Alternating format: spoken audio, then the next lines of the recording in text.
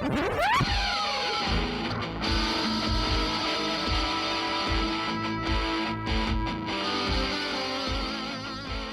the globe to bring you the constant variety of art, it's the Tenet Podcast. I'm Todd Pearson, coming to you from the 40 West Arts District in Lakewood, Colorado.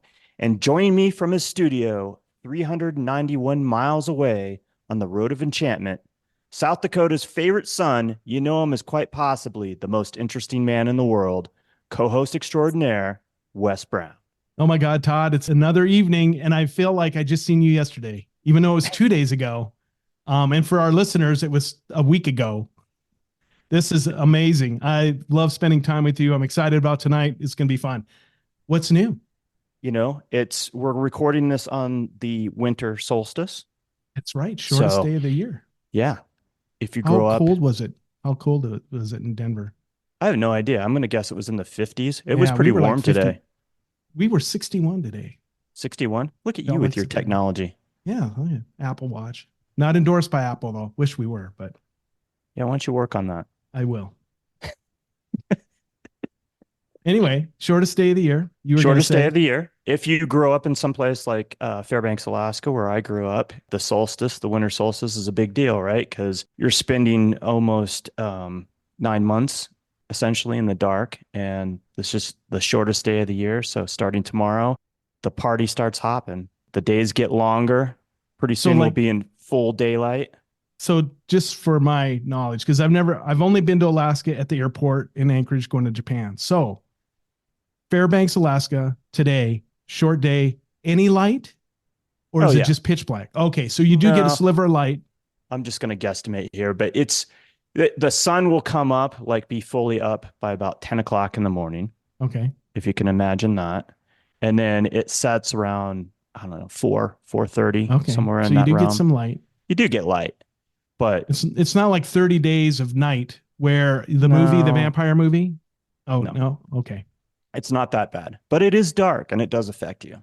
You know, growing up there, it didn't affect me, but going back there the couple times that as an adult and living there through the winter, you can adjust to cold weather pretty easily. The body is pretty adaptable, but you cannot adapt to that lack of sunlight. I don't think. Yeah. I think it's why people go crazy. It's why they start finding people in their cabins, in springtime that just couldn't take it any longer. It's terrible. Right. But the flip side of that is come May, the days, you're getting a lot of sunlight, and then it's game on for 3 months until it starts all over again. It's kind of crazy. Yeah, I can imagine. Well, cool. Well, thanks for sharing that experience. Because I've never experienced that. So it's interesting for sure. And I'd like to go back and check it out again, just see what it's like in my middle age. But I'm sure after living in Colorado for the majority of my life, I don't think I could live there full time. Yeah. It's a different world. Yep. Okay, let's get rolling here. All right, let's do some art. Thank you for joining us. Remember, you can always find out what we're up to via our social media on Instagram at Tenet Podcast, our Tenet Podcast Facebook page, and of course, our website, tenetpodcast.com. Did you stretch out before we got on tonight? I sat down and ate dinner, and I was like, I got to be downstairs before 6. And she's like, let's do it. And I ate, and then I ran downstairs and sat up, and then I sat here and waited for you. Do you need to stretch a little bit? I don't want you pulling a hammy tonight. I'm good right now. Yeah, pull a hammy, maybe a brain stem or a brain string or something, or brain stem. I don't know, whatever. You just stroke out. Let's hope not, because that would just be best episode ever. Oh my God, it'd be the weirdest episode ever. Speaking of that, I just want to mention this. Todd crunched the numbers, or Buzzsprout crunched the numbers, and our number one podcast for the year was Edward Mapplethorpe. So congratulations, Edward. Great job for pushing it out. And man, that was a lot of fun talking to Edward. It was. I just wanted to mention that. Yeah, it was a great episode. And we had a bunch of other, I posted the top 5 episodes on there, or most popular episodes that were downloaded this year, I guess I should say.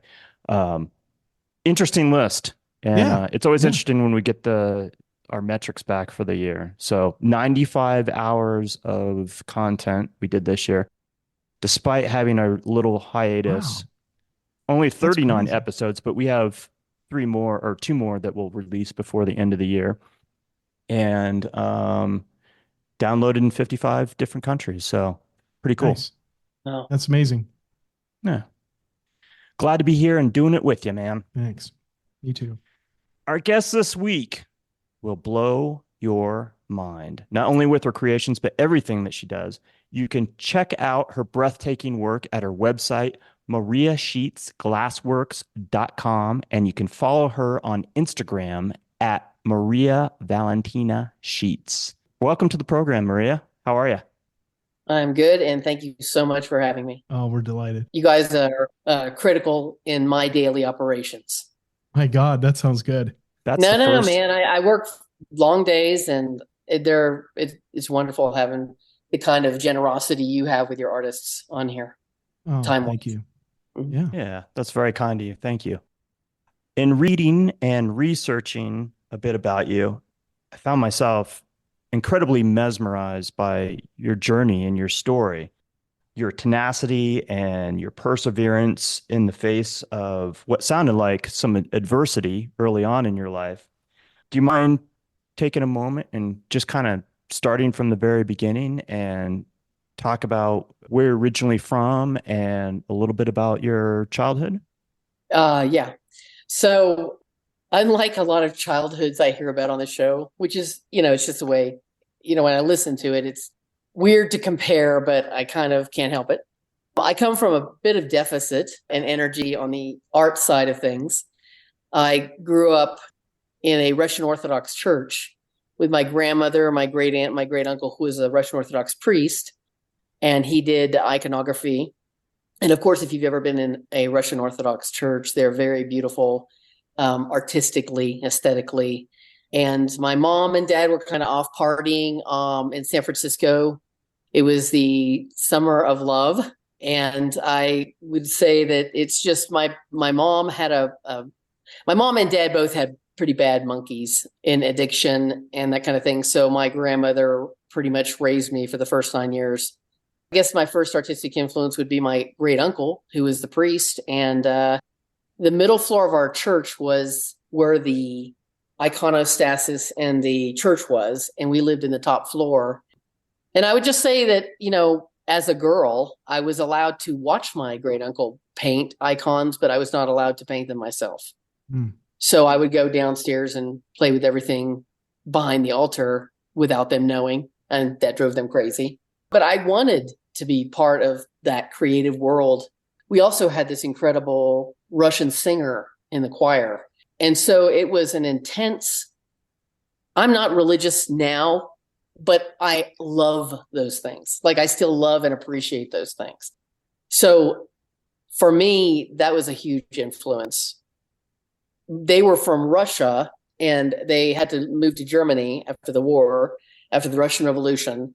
And then they survived, World War I and World War II in Germany. I think these were very sober, serious people, and everything they did was like that. And so, I kind of grew up with this intensity around me. I helped my grandmother clean the church and clean the icons and clean the candle holders. And so I think that was a gift, even though my parents were kind of crazy and off doing their thing. I find that time in my life very important. Like it was a very big influence on me. The interesting thing, just as a side note, this isn't the first time I've ran into people that, or somebody, I should say, that has ancestries that were Russian that fled to Germany. So the Russian Germans that moved to the United States, and there's like a society of them that gets together. Isn't that right? They do. Well, I mean, in every major city, you kind of have, well, every culture almost has those, those groups. But in our case, my grandfather was a balalaika player, and he was what they call a projectionist in Munich or in Germany, in Munich. He would, play the balalaika and the cello and piano for the theater, the silent films. My grandmother was a pharmacist there, and what happened is, if you take Holocaust history, talk about a rabbit hole, I had 2 semesters of Holocaust history because there were so many blank spots in my family history that I wanted to know what was happening in Germany at the time my family lived there. And what was happening was not good. And they, of course, bombed any city of over 100,000. My grandmother, being a pharmacist, had to help, pull people out of the rubble. And they put many of the German folk into, if they weren't already in, those horrible camps, concentration camps, the German folk who were, bystanders, or whatever, they put them in re-education camps. And my grandmother and my everybody was in a re-education camp.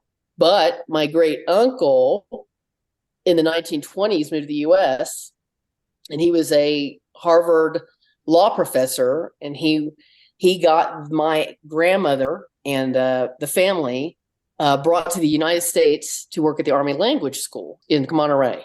And so they were lucky. They were able to get, to the United States. And my great uncle was literally a translator during the Nuremberg trials.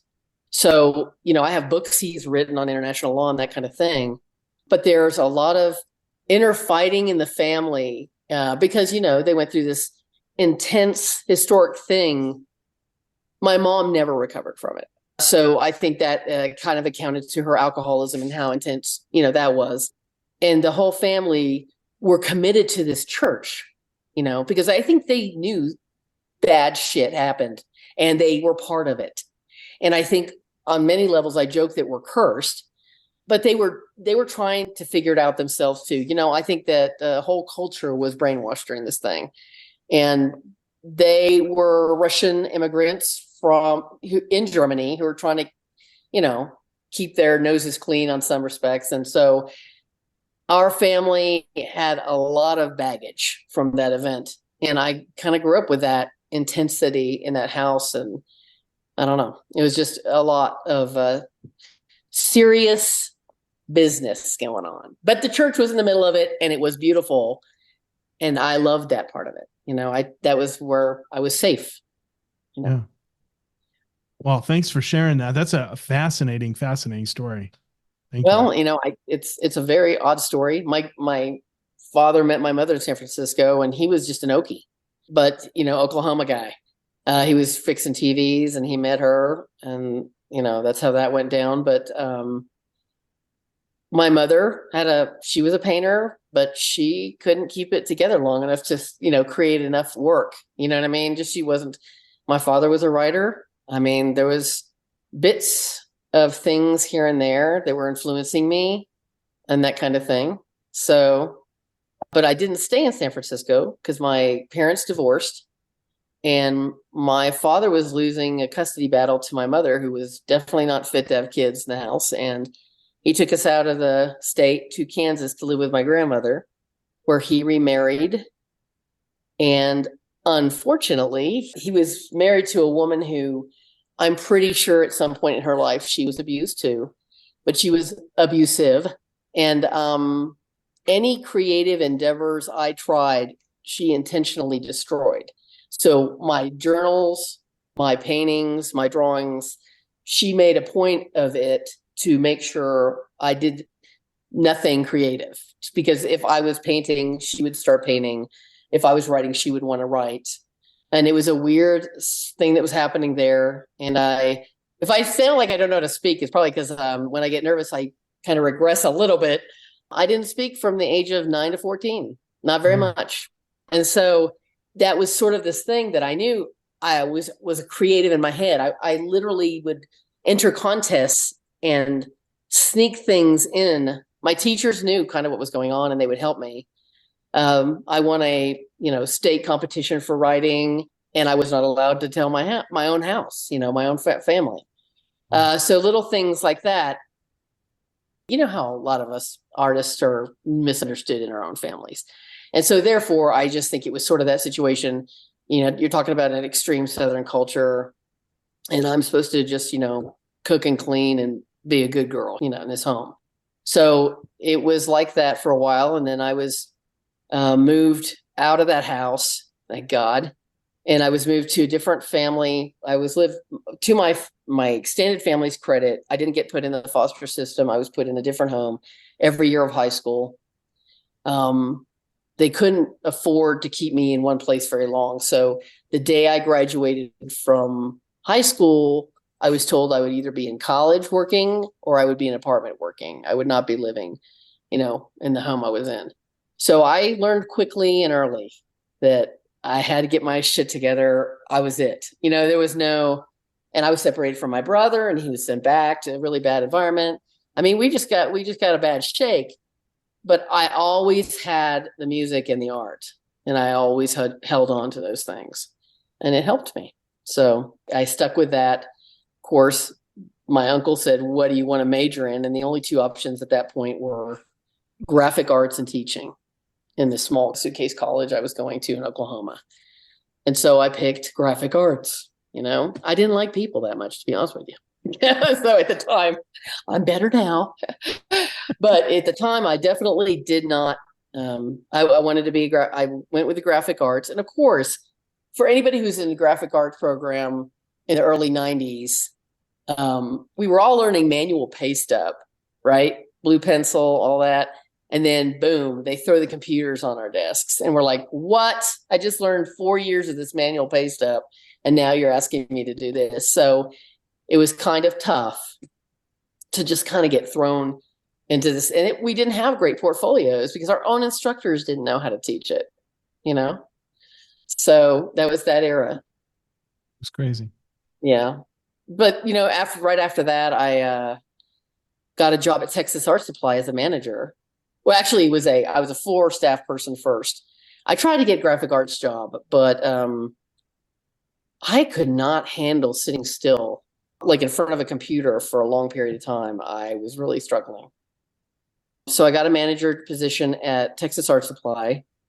In Texas, it's like if you go to Texas, it's the big art store in the Montrose area that I worked at. And I became one of the managers. And the beautiful thing about Texas Art Supply is you get lots of free art supplies to try all the time.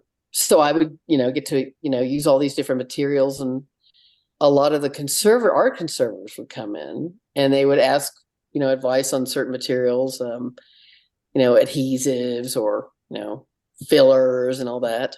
And I was really good at those things. And I had shown some art conservators my work, and they said, you should be an art conservator. You have a really good knack for replication. I did kind of a photographic realism with my paintings, and I kept an eye out for it. And I finally found an internship in Dallas. Art conservation in those days was pretty new. And so you'd have people who were not necessarily super ethical. Now it's an ethical thing. You got to be ethical. You have to, do no harm. First, do no harm. But I worked at a place that was kind of harmful to I'm not going to say who they are, but I'm just going to say it taught me what not to do. And I was, I had a real, conflict personality wise with this person for, it's just one of those things. And so I moved to another location, Art Restorations in Dallas, which was great. And it was an opportunity for me to work with 17 conservators. Now, that means I got to work with paintings, wood, metals, objects, conservators. So I got to learn and hang out with artists all day in all these different mediums. And it was a super education for me. And I just, I still have dear friends from that time period, and they're critical to my network of information to this day. So yeah, amazing. I could go on and on about the people who work there. I should write a book. They were super talented. They still are. And just, they're such a gift. I can't, emphasize enough how rare it is to have that environment. I became, president of the American Institute for Conservation's, it's a conservative and private practice group. I can't remember what year that was, but I was on their board for 8 years, and I got very familiar with all the different types of institutions and conservation opportunities out there. And so obviously that was a huge boost to my confidence as an artist. I was always trying to play with materials in sort of a way that I felt like they would last longer. So in other words, I was always experimenting with what I felt like was reversibility in my own materials, because I had studied plastics, and plastics are one of those fields that, people like to do resins, and I'm not knocking resins, but I am knocking resins because plastics are in a way born to die. And that always pisses everybody off. But I learned a lot about what kinds of mediums I really loved. And I, of course, loved glass for that reason.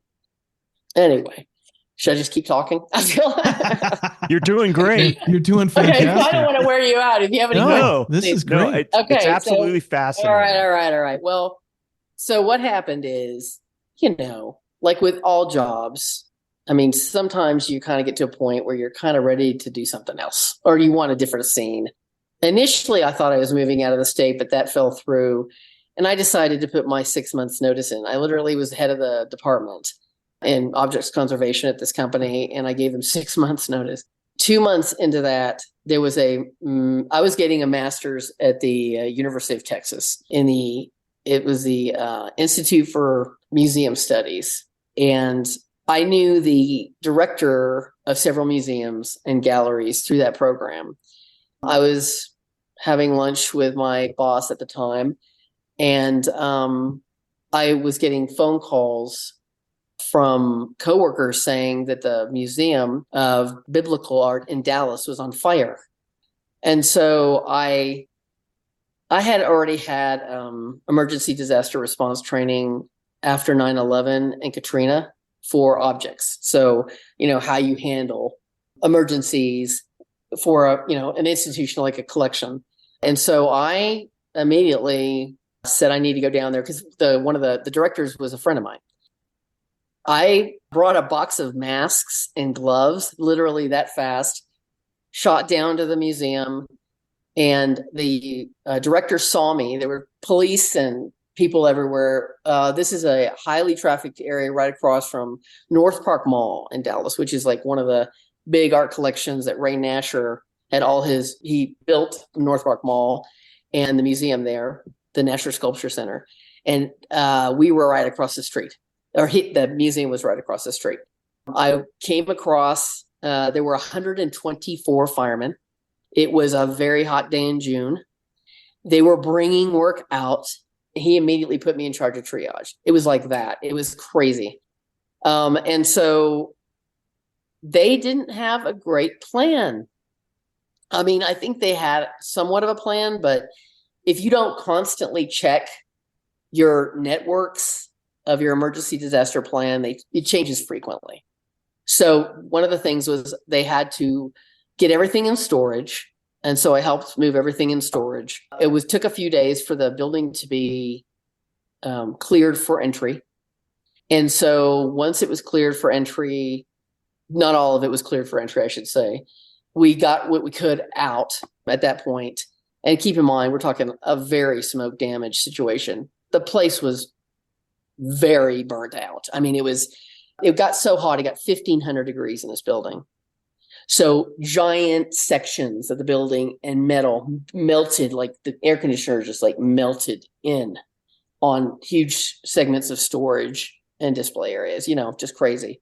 So it took 9 months to get everything out of the building. And you're talking about, 9 months in Dallas where it's hot and rainy and there's mold damage. And at that point, that became one of my first big I started my own business, Maria Sheets Conservation. That was my first big contract as far as, I had to help them move into a temporary storage facility.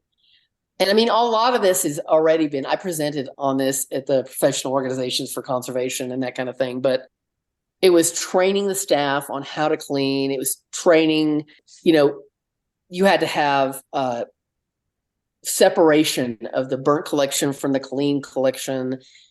It was a lot of politics going on because you have a lot of different loans out and that kind of thing. So there was so many things I was learning from this experience. And then, of course, I had to help them when they were rebuilding the museum and creating a conservation lab that was on view to the public.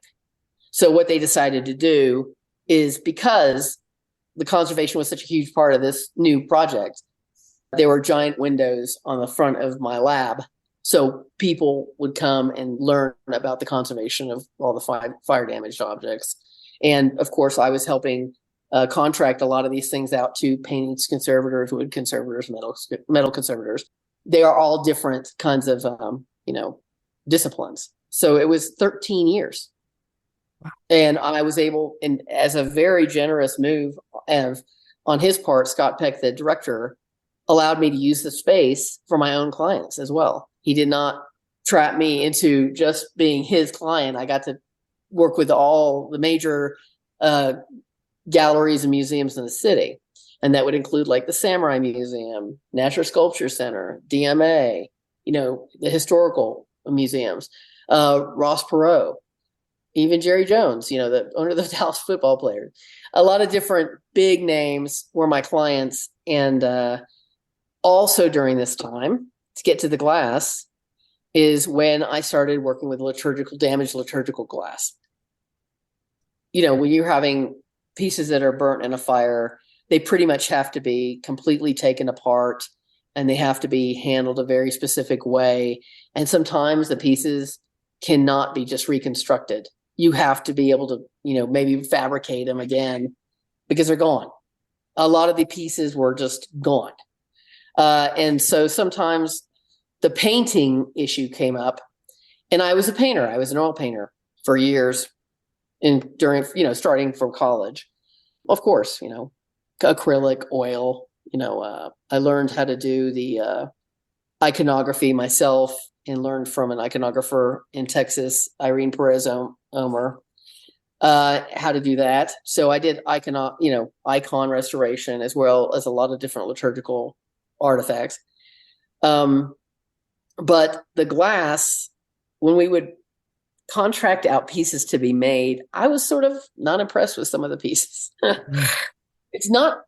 not saying who it is, but I will just say that at that point, I decided I was going to teach myself how to paint on glass, and I was going to learn how to paint on glass. And I started researching it, and I started taking courses in painting glass. I took a course with the Stained Glass Association. Jim Berberich was one of my teachers. David Cottrell was one of my teachers in Dallas. He owns a glass studio there. So I learned how to paint on glass, and very quickly I started acclimating it to my own work and assimilating it, I guess. I don't know what you would say is assimilating. And then I was picked up by several studios. And one of the big studios that has kept me since then was Scottish Stained Glass in Denver. So I had my whole garage converted into a glass studio at this point. I have 2 full-time jobs, conservation, and now I'm doing glass. I have the studio at the museum I'm running, and I have the studio in my garage. Dallas is hot, and I was running that kiln a lot, and by the end of the day, thought I was going to die. It was just 110 in there some days. I mean, it was just very hot, and I had an air conditioner in it still. I just couldn't keep up with the air conditioning issue. And also we would work, 3 or 4 months on a project, and sometimes it would break in shipping and it would break my heart. So I decided to move to Denver area.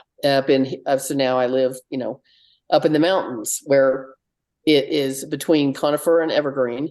I have a 1,600 square foot studio. The upper half is my conservation and the lower half is the glass studio. And I can run kiln now without, having heat stroke. It was like one of those things where I don't know. I think everybody, if they're lucky, has several different things they do well in their lives as far as shifting from one, livelihood to another. I don't know. The glass thing it spoke to me like nothing else did. And also, glass lasts forever in a lot of ways, unless it gets broken, of course. So as a conservator, it appealed to me. I've somehow succeeded in working into a situation where I have nonstop work. I mean, it has been such a blessing to just have this kind of work all the time now, including the glass. I am still doing conservation because I can't let go of it. I've got too much ego. But I really enjoy having both of them. I just can't stop doing both. I can't. Anyway, I was trying to get to the story when I was about 15 years into my conservation of glass and porcelain career. my grandmother, 9/11 happened. 9/11 happened. And my grandmother was not in New York. She was in San Francisco, but she literally died on 9/11. Oh. And I had to go drive to San Francisco to bury her. And I picked up 2 suitcases of her stuff.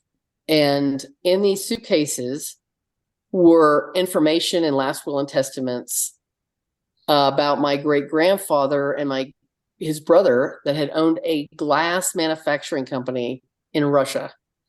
And she had said to me, you know, when you're young, you don't listen to your grandmother. You don't really listen enough about your family history when you're young. But she had always said, "Oh, don't forget Malaya Vishara." I didn't understand what she would say. Malaya Vishara was the name of the city that this manufacturing company, this glass manufacturing company, was in, and it stayed that way for 130 years. So this glass company, I couldn't believe it. I thought it was just a trip to realize that I had already been doing glass conservation. I was interested in glass, and here she's sort of from the grave telling me that I have ancestors had a glass and ceramic factory. It was really weird. It was chilling. And so it kind of pushed me farther into that direction because it was interesting. And yes, I own all these, incredible photo albums from 120 years ago, I guess. They date back to 1890s, I believe. It's always kind of inspired me to keep on kind of experimenting and going in this direction. That's a crazy story. It is. But I was going to ask you a little bit earlier as we were progressing to this story about this, because I'd seen it on your webpage, these old photographs and talking about how your family had owned these glass and ceramic factories, and pretty amazing. I mean, it was crazy. Yeah. I researched and the buildings that my family lived in are now the city center of Malaya Vishara. Really? Yeah. And that is a trip. And I've not been there. I did try to write them once, but then nothing's getting through there, So it was mind-blowing to learn that. It's just like serendipity, isn't it? It's just it's just so strange when that kind of stuff happens. It really is. Well, I dated a balalaika player when I worked at the Texas Art Supply, and I thought it was my soulmate. He was an artist, very good, very talented balalaika player. And my grandfather was a balalaika player. And sometimes these things are not good for you to hold on to as a matter of course. In other words, it was not my soulmate. But, I think also because I didn't have a solid family. I mean, you got it. I'm kind of floating out there, man. I had my grandmother, great aunt, and great uncle were in San Francisco, but they were living very hand to mouth. And when I was taken out of the state and I was taken away from my parents, and I had to handle, I worked like 4 to 6 jobs during college for 6 years just to get a graphic arts degree.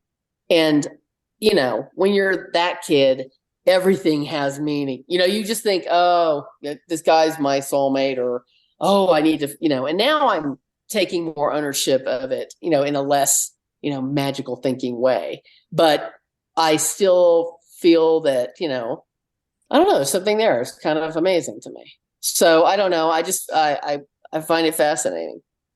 I find it fascinating. Thank you so much for sharing all of that, which I was hoping that you would. You added so much more to even the story than what I was reading about, which was fantastic. But every turn in this story is amazing to me. And for some people, they would have been stopped in their tracks at different junctures of it, right? They might not have gone on to do anything, but you were able to always see yourself through that and make something happen. Where do you think that comes from? Because I'm always interested when I meet somebody that has had some kind of experience like this. Well, they did some kind of study once. I'm just going to say that. And it's about resilience. And it is sort of they said that if a kid is sort of optimistic, and I didn't have depression, I don't know how it missed me. It got everybody else. But depression is something I don't have, thank God. I mean, I've had depressed moments, but I don't have, clinical depression. So optimism, also, from a young age, I was very big into music and I played the flute. Even when I was not, literally, I would practice and play with the bands, to compete. And my stepmother would make sure I didn't show up for the competition. It was intentional. Like it was one sabotage after another. But I still had it. I still owned it. I was still good at it.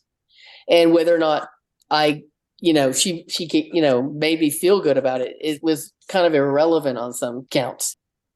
Also, they say somebody who has a person in their life that's consistent. And my grandmother, the one who was the pharmacist, was consistent. She was always that woman. So they had a retired home for Russian and European widows of foreign wars right across the street from this church I grew up in. My uncle was the priest. Obviously, he handled ceremonies and that kind of thing for the church. My great aunt handled funerals and family events and dinners. And my great grandmother was the medic, if you will. She was the nurse. She took care of these ladies. And I kind of saw that. It was very profound for me. I grew up around a bunch of old people, okay? Like at that point in my life, I saw value in suffering at some level. I think that was what it was. I saw they were not in good health. A lot of these women had really bad health issues, missing parts to their bodies. Like with missing sections of noses, limbs. I would go over there with my grandmother and I saw everything they would go through and deal with, it was funerals every week. So as a kid, I saw this kind of dark thing all the time. And that is what most of us fear the most, right? Yeah. So as a young person, I kind of got past a lot of that shit. And also I think, I don't know, I think that's what it is. You kind of can be lucky. Some people have everything handed to them and they don't see it. And I got lucky and I could see it. And art, I just stayed on it all through college. I was married for 3 months when I was 19. And my ex-husband, my husband at the time, he was a kid too, really, wanted me to quit school. He wanted me to quit art. And I said, man, you're number 2. Art is number 1. Everything in my life was around that. That was my thing. You know what I mean? That was my religion, if you will. And so for him, he learned real quick that wasn't happening. So, and I got, I divorced, but at a young age. And then I waited 12 years to do it again. Sometimes it helps to have this one thing you just chew on, forever. And for me, that's what that is. It is art. It is what I've always done. And, when I was a kid, even when I was very young, I would write and illustrate children's books. And I remember my teachers to my face would say the nicest things. And of course, my stepmother had got them in her hands. And if she was in a mood, she would have me destroy them in front of her. No problem. So I learned quickly that you can make something, but really you just got to keep making it. You know what I mean? You just can't just rely on that one thing. And so for me, it was a gift in a way. This crazy woman, gave me this weird gift. It taught me that, hey, okay, you can destroy that, but I'll just make another one. So for me, I just kept on making stuff, and it just drove everybody crazy, I'm sure. But it doesn't matter because I was just me. A lot of that in my young life, particular as a young adult, I was by myself. So I saw poverty, no electricity one time, but I was fortunate in that I had a lot of great employers who really had my back if I had an emergency. So I was just really stubborn or whatever you want to call it. I just kept on going. And, what are you going to do? I told my nephew once, was having some struggles. And I said, the minute you turn 18, you kind of got to stop bitching about everything. You got to start you own it now. You get to own it, So that's kind of what I did because I just couldn't see another way out of where I was. And I just kept on going on that path. I was pretty good at what I was doing, and I was making a living at it. So between the conservation and, of course, the art class, that's been happening. Yeah. I so admire that you were able to just stick with it. And I mean, not only just being resilient, but also how you took this adversity and turned it around and just said, like your stepmom destroying work, right? Like, all right, fuck you. I'm going to continue to just do this. Oh, yeah. But also your initiative, like people that take initiative when the chips are down or when things aren't going your way, you just see yourself through. And it's like, even with the museum thing, right? You saw an opportunity and you wanted to be there. And pun intended, it was trial by fire, right? Like, you jumped in with both feet and you made something work. And people were like, wow, they saw that in you. And because of that, you were given other opportunities to grow, right? Oh, yeah. I think I have a basic rule for success, and it seems pithy, but it's basically, if you tell people you're going to do something and you do it, they will come back over and over and over again.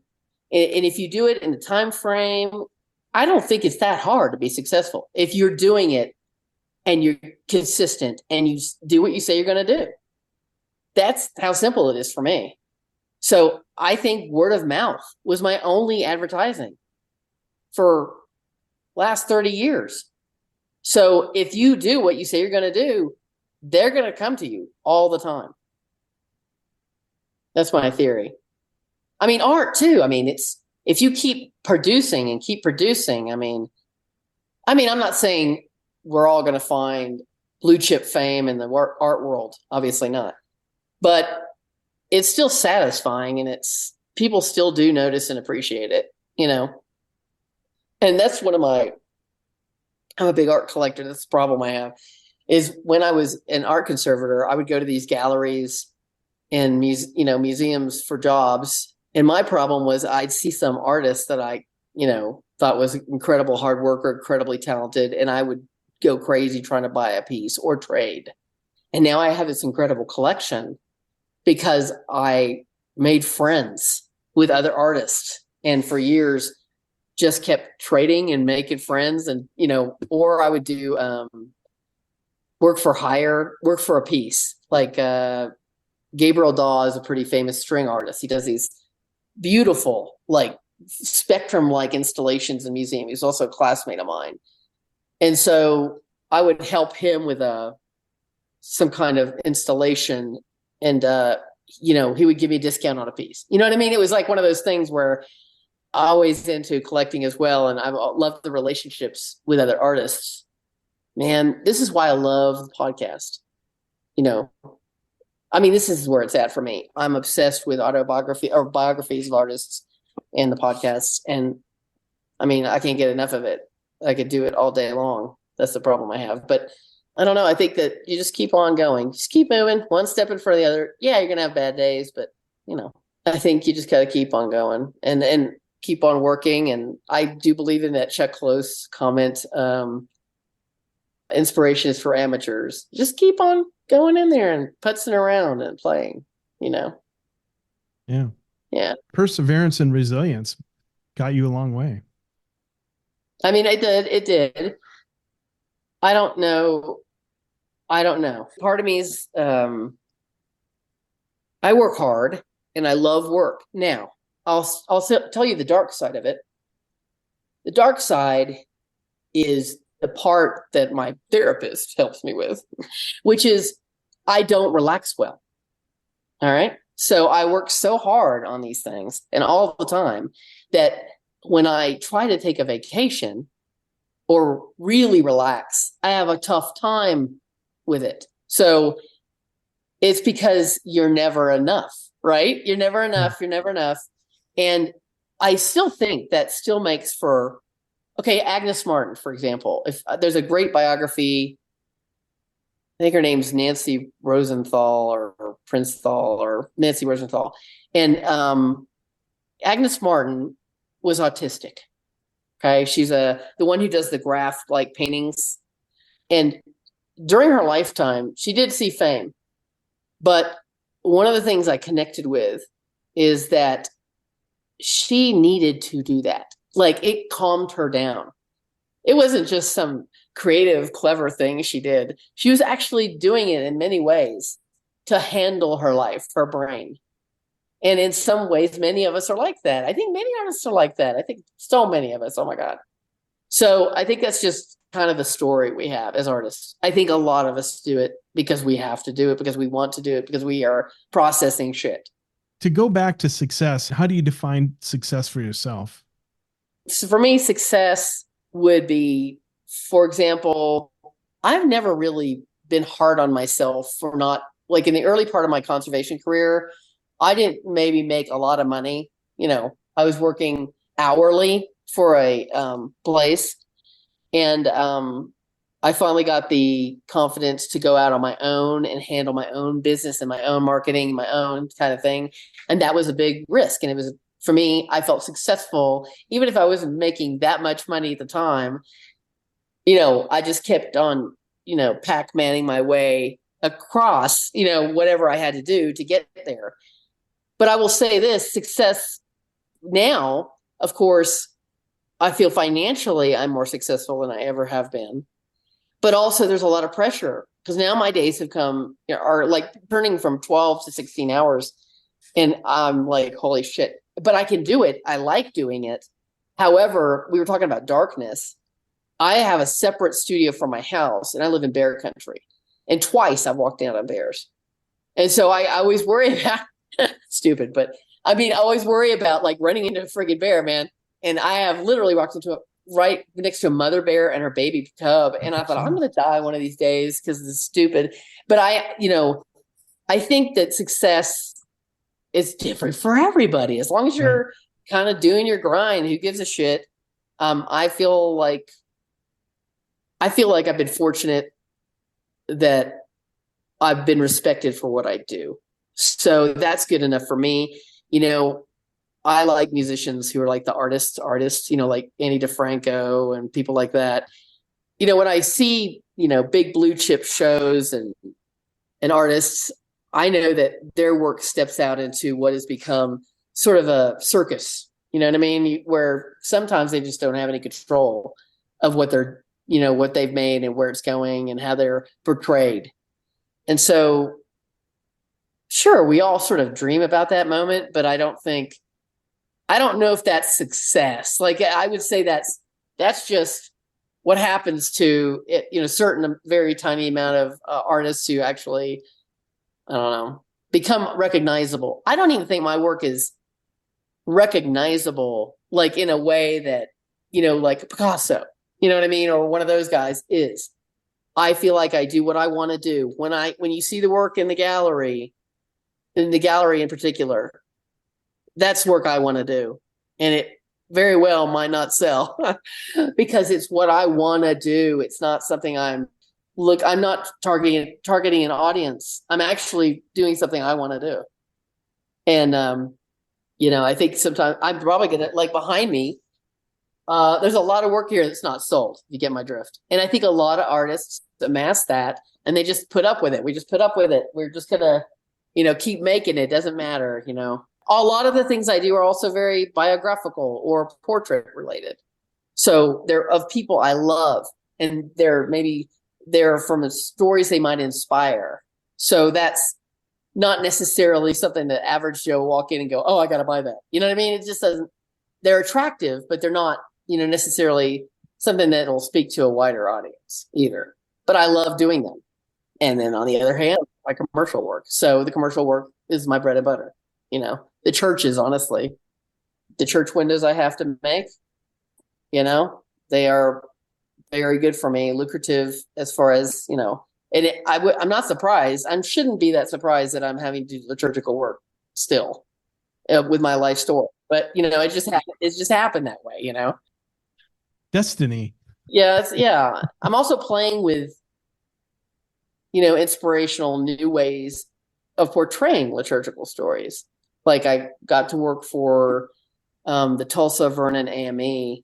Tulsa had the race massacre 100 years ago. Right. And there's a church there, the Vernon AME, one of 3 churches that survived that event. And they had me and Scottish class was commissioned to go in there to do the restoration of the entire church. And they decided they wanted to do a memorial window of that event.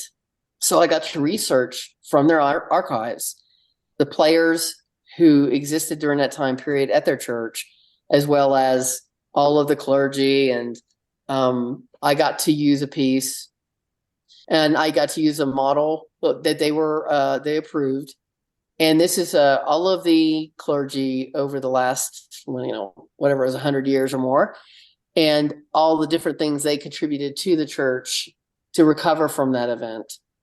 And then there's sort of a subtle half tone of the Black Wall Street on the bottom. And it was a huge honor for them to let me make that window for them. That's the only new window in that building. So it was, I really enjoyed this take on Jesus with dreads. And honestly, this guy's a DJ in real life. I love that. And I have a lot of great models. I love using live. I have the traditional live models. In another church, I did all of them were artists or poets or teachers of art. All 4 of the saints were models in the arts. So people that are active in the arts were my models. So I love, and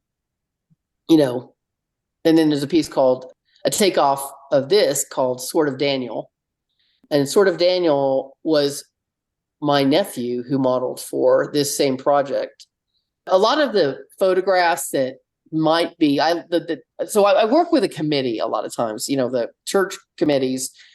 Scottish will bring in, fortunately, they are the ones who kind of, Martin Faith is a great, he owns Scottish Class, and he handles a lot of the, committee relationship part of it.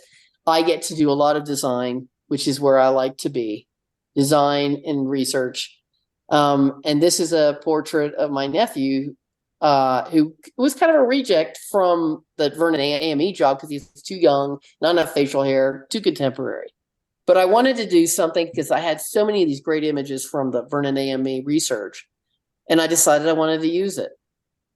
And he loves this piece. This is like 24 by 4 feet. And that's kind of how a lot of I also did one called Motherboard. And the Motherboard model is she's the daughter of, her name is Emily Lamb. She's also an artist. And her mother is Michelle Lamb. But this was a rejected pose from another one that I'm doing for a church. So I love that energy of the traditional poses, that, I get to photograph all these things. So I have a ton of research material now for years. And I love when I see a pose, I need, it'll often inspire something that will be like this, and this was from the idea that a lot of the tech industry leader, and I know his name, it's going to take me a minute. He wants to create an AI godhead, which I found amusing and wild. And so I played with the idea of it as you got the Bitcoin floating, you've got the Starlink in the sky, a Siri halo, AI flowers, and this motherboard instead of Jesus. But it was sort of a play on that. It was just like people, and just kind of playing with a traditional idea in a contemporary format. But I just loved the way she was looking at the sky, and she looked kind of pissed or doubtful, and it just inspired this piece. But I think that's the thing, is the liturgical work for me. I don't know if I do love the mixture of the halo, and the halo is actually one of those things that was started by the Romans. It wasn't religious. It was more about highlighting someone's enlightened thought is what it was, the halo. It really was way before it was used in icons. So that's kind of why I use that a lot. I think I kind of, I own, with all my history, I've taken ownership of some of these. I have a iconography teacher who's very traditional. And even though I break a lot of rules, so in other words, when you take an iconography, like a religious iconography, like the Byzantine iconography class, where you learn how to do the egg tempera and the bowl with gold leaf, and you learn how to burnish all that. And when she teaches it, she teaches it in a way that she's a formal iconographer of the Orthodox Church. So she wants you to obey the rules. You know what I mean? Of the icons, and you're supposed to be copying, and it's totally understandable what she's saying to me. I do think I probably frustrate that world, but the truth of it is I feel like I have ownership of it to some degree. I try to be somewhat respectful. Well, I am also making a commentary, because I think it's part of all of our lives, and we can't, I just don't want, I'm going to do what I need to do. But I think that even my teacher respects the idea behind some of my images. I do use a lot of halos on my pieces. Like the Daniel one had the American flag. There's a piece I did that has, it's called a Great American Eclipse, and it's got the sign that has the people running over the border, the three figures.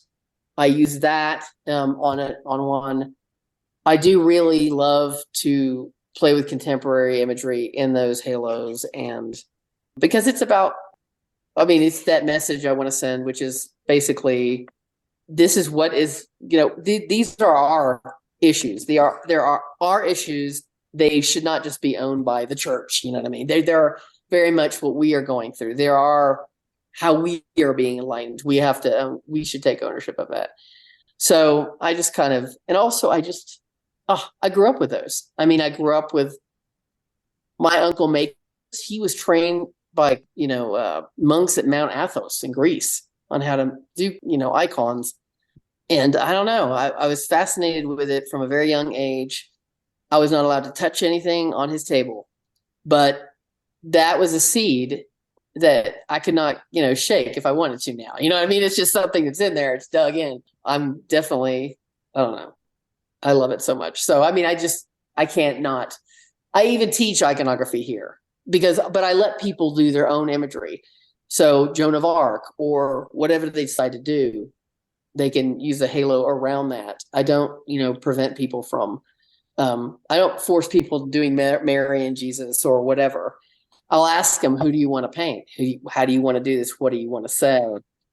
And so they will paint, whoever they want to paint, and they'll have the halo around their heads. It could be a portrait of a loved one, someone who's passed, and that's kind of how I like to, I prefer it, not being, I don't like the rules, all the rules, can be exhausting in iconography. Right. So you grew up in a religious environment and you still do all this iconography, but you said early on that you're not religious now. So talk about that what transition. I mean by that is, I grew up Russian Orthodox first, but with every house I had to live in with different relatives, they were all different religions. And so I was influenced so I had to go whatever church they went to, Baptist, Methodist, Assembly of God, or whatever, I was there. I had to go to those churches. And I cannot, as a human, they're not all right. They're not all going to hit. And then, also very patriarchal, very creepy in some respects. And I just had a real hard time with that. But I also believe in the way that religion can help and organize a lot of good things. They can, not always do they? No. But I'm just saying, I believe that there's a good place for that. We have our funerals, we have our weddings, we have our christenings or whatever. These are things that are very important. And I tested Quaker. I don't even know. So I'm just saying it's just strange. Like I try to take, I'm very fascinated with all manner of religions, and I have to study them all the time. But I can't, one of the frustrating things I worked at the Museum of Biblical Art, right, as a conservator. And I'm going to be careful how I put this. But I don't have the language for that job sometimes because I'm having to deal with Judaica. I'm having to deal with, all the different types of,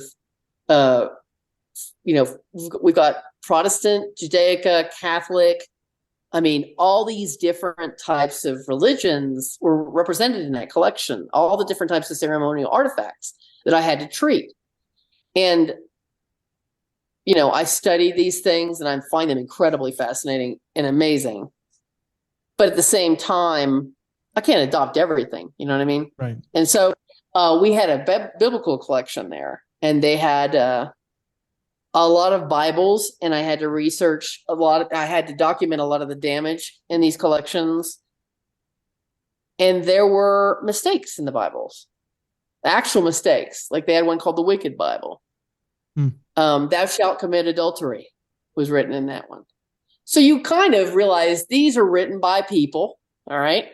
And then there's other things like symbolism, like John the Baptist eating, what was it? John the Baptist survived in the desert on locusts and honey. Well, if you take the different translations, they're different things. There's a locust tree, you know what I mean? And not a bug. You know what I mean? Like you just have a bunch of different kinds of things. Sure. And so you're constantly learning all these contradictions. Again, I have also had to deal with some of the issues with provenance on a lot of collections. And I will just say, not in that museum in particular, but there is a problem with provenance in this industry of, liturgical artifacts. And I should probably shut up, but I'm just saying it is a fact. I mean, I think you have people wanting to make money off of these things. And so you have somebody coming in one day and saying, this is a solid gold, this. And I'll look at it and say, no, it's not solid gold. No, it's not. I just did a reagent test on it. It is not gold. And so I have to go, and I was the bearer of bad news in a lot of situations because I was a conservator. And then I also, it's just like any other industry or any other art industry. They're just trying to make money, and you have to deal with forgeries and all of that stuff. And so maybe it made me even less religious to be in part of that industry because I got tired of it and I got exhausted by the posing that was kind of part of that world. Oh, I'm going to get in trouble. Anyway, so. Well, we don't want you to get in trouble. But the truth of it is there's good people in everything, and then there's the bad. And exactly. Honestly, I have to play it by instinct. And so for me, I just, it's not that I'm not religious in that I don't know. I'm not a regular church goer. Okay. I don't go to church. I don't, but I also love listening to transcendentalism, all of that. I love a lot of different things. I just can't commit to one. Right. And that's my problem. So are you spiritual? I mean, are you, for lack of a better word, are you a believer? Whatever that is. So here's the thing. In my life, with the crazy shit I've gone through, I tend to have to believe there's something up there. Only because it's just against my nature. I almost wonder if it's genetic to be atheist because, or any other kind of thing. Like if it's a little genetic, like whatever your personality type is. But for me, I think that, that I can't, I don't know. I believe it's a personal decision. Mm-hmm. And so I don't like judging on that. It's very difficult for me. Yeah. Also, that growing up in a really patriarchal environment for years and years and years is exhausting, especially particularly where I will say this. Weirdly, the iconography is something that I will sometimes do as a palate cleanser between my own work, big projects of my own, because it releases me from the ego of it, because it's a copy. Like sometimes I'll just copy something. I like to make those for like my friends' babies, or you know what I mean? Like when they are born, it's like my grandma made quilts, I'll make an icon. But I will sometimes do that. And the tradition of iconography is that you pray before you start. So you do a prayer of St. Luke. So it's like this chant. I'm not going to sing it, sorry. But I'm saying it's a chant of St. Luke, and it's very beautiful when you do it in a group, in a class with a candle. You know what I mean? It's nice. But there are people who won't do it. Like you definitely have the people who are like, I'm not doing that prayer. It's Catholic sounding and mojo. But they will still take the class or do whatever. But I will sometimes do that, and that calms me. You know, like makes me feel calm, because I remember the release of kind of ego, letting something else a little bit take over. And then I'll just, you know, so I don't feel like I know what I'm doing. It's a process, but I'm not attached to the outcome as much. I am, but I'm not, you know what I mean? Like Right. it's, the process is still very traditional, and it's a copy, Right. but so are church windows in a lot of respects too. I mean, they can be. Sure. So, cause we're doing a lot of traditional symbols and that kind of thing, but yeah. So Yeah. you appreciate the tradition behind it. I do. So, yeah. Yeah. I do. I mean, it's not going anywhere. I think we're going to have, I went to the International Church of Cannabis this week. Have you ever been there? I saw you post some photos on your social media, and I have. I've actually photographed in that church. Yeah. But they had that light show. And I was like, that was amazing. I mean, I felt they had the spoken word segments and the light show. And I thought, that's legit. That's amazing. I felt calmer after that whole thing. I felt peace. So, I mean, it's not, I think institutions can muddy it up for sure. But like, I love a variety of different takes on that. I mean, whatever it works for you, whatever you find peace in, that's good. I don't think people should be trapped into this anymore, for sure. But whatever works for them, Right. Yeah. I know. I was just kind of curious. Not very exciting, but No, I was just curious because you mentioned that you weren't religious. Now, of course, that doesn't negate that you can't be spiritual and believe. Yeah. So. Oh, no. I definitely, I have very great respect for all of it, but but just don't make me do it all. I'm not going to do it. I'm not going to go. There are certain things I probably won't do. So, and I was very deep in it. I was very deep in that whole world. And I saw the service it also provided people, with these women, it was very comforting to them. Sure.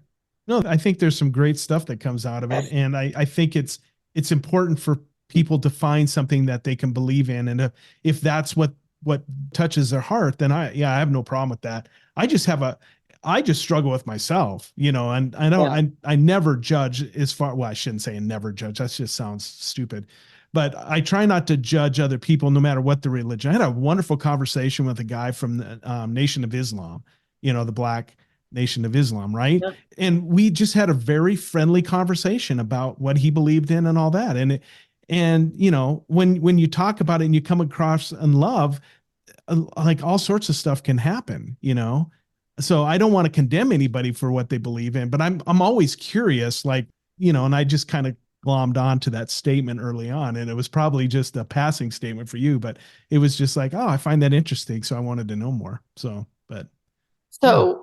It brings me to ceilings I'll hit with things.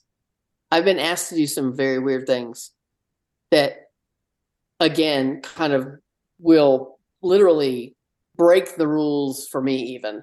And I've said no to projects because someone will want somebody turned into a saint that is, to me, a pedophile. Right. So what they've tried to trick me, which is hilarious because I've lived in Texas. There's a figure, Koresh. I'm just going to say David Koresh. I was going to sound like that. And they wanted me they didn't say who it was, but they tried to, how much to have this done. Right. And there's not enough. You know what I mean? Like there's some things I will not do. So And they were so shocked, shocked Yeah. that I would not do Yeah. something like turn somebody like that into a saint. Right. There's certain things I won't do. So, I mean, because you get asked to do a lot of weird stuff. And I don't know, maybe there is some hypocritical things probably. No, But well, I mean, I think we all have our being- standards. I'm sorry. Yeah, go you ahead. have I ethics. couldn't do it. Yeah, I couldn't do it. But, everybody's got their thing, I guess. But some Yeah, things and I you can't have- do.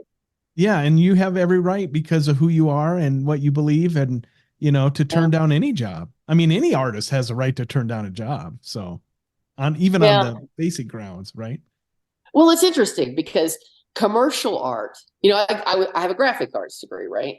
And I remember when I first got out of school, the big campaign in those days was the Budweiser models. Like the girls were laying on a beach and the Budweiser logo would be all over them. You know what I mean? Yeah. And I remember getting hired they were trying to hire me to do every little dimple on these girls were supposed to be gone. And I just lost my shit. I was like, I can't do this.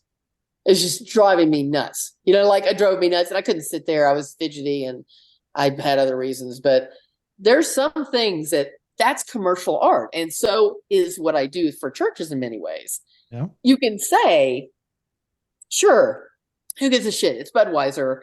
It's a beer commercial, models, whatever. But it's sort of the same sort of thing when you are maybe a Jewish person and you are being asked to make a Catholic window or something. You know what I mean? You're working on different things. And so in a way, the entire thing we do in the architectural glass field is commercial art. I mean, you're making a lot of different things for a lot of different worlds that are, beer signs or like whatever you call it, advertising signs and on glass. And not all of it you're going to agree with necessarily, Right. but there are things you just realize there's no way I'm doing that. You know what I mean? There's no way I want my mark on. I don't want that image to be famous and then me get, known Right. for that.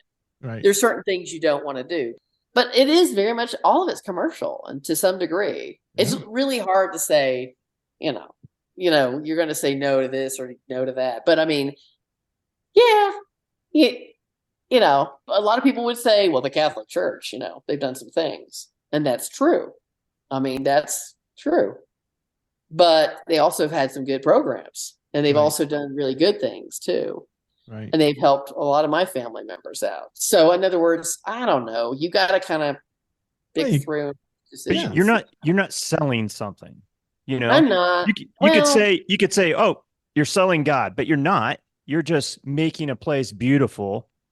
And it's just like any other piece of art. It's what it means to you, right? The viewer takes ownership of it when they have an experience with it.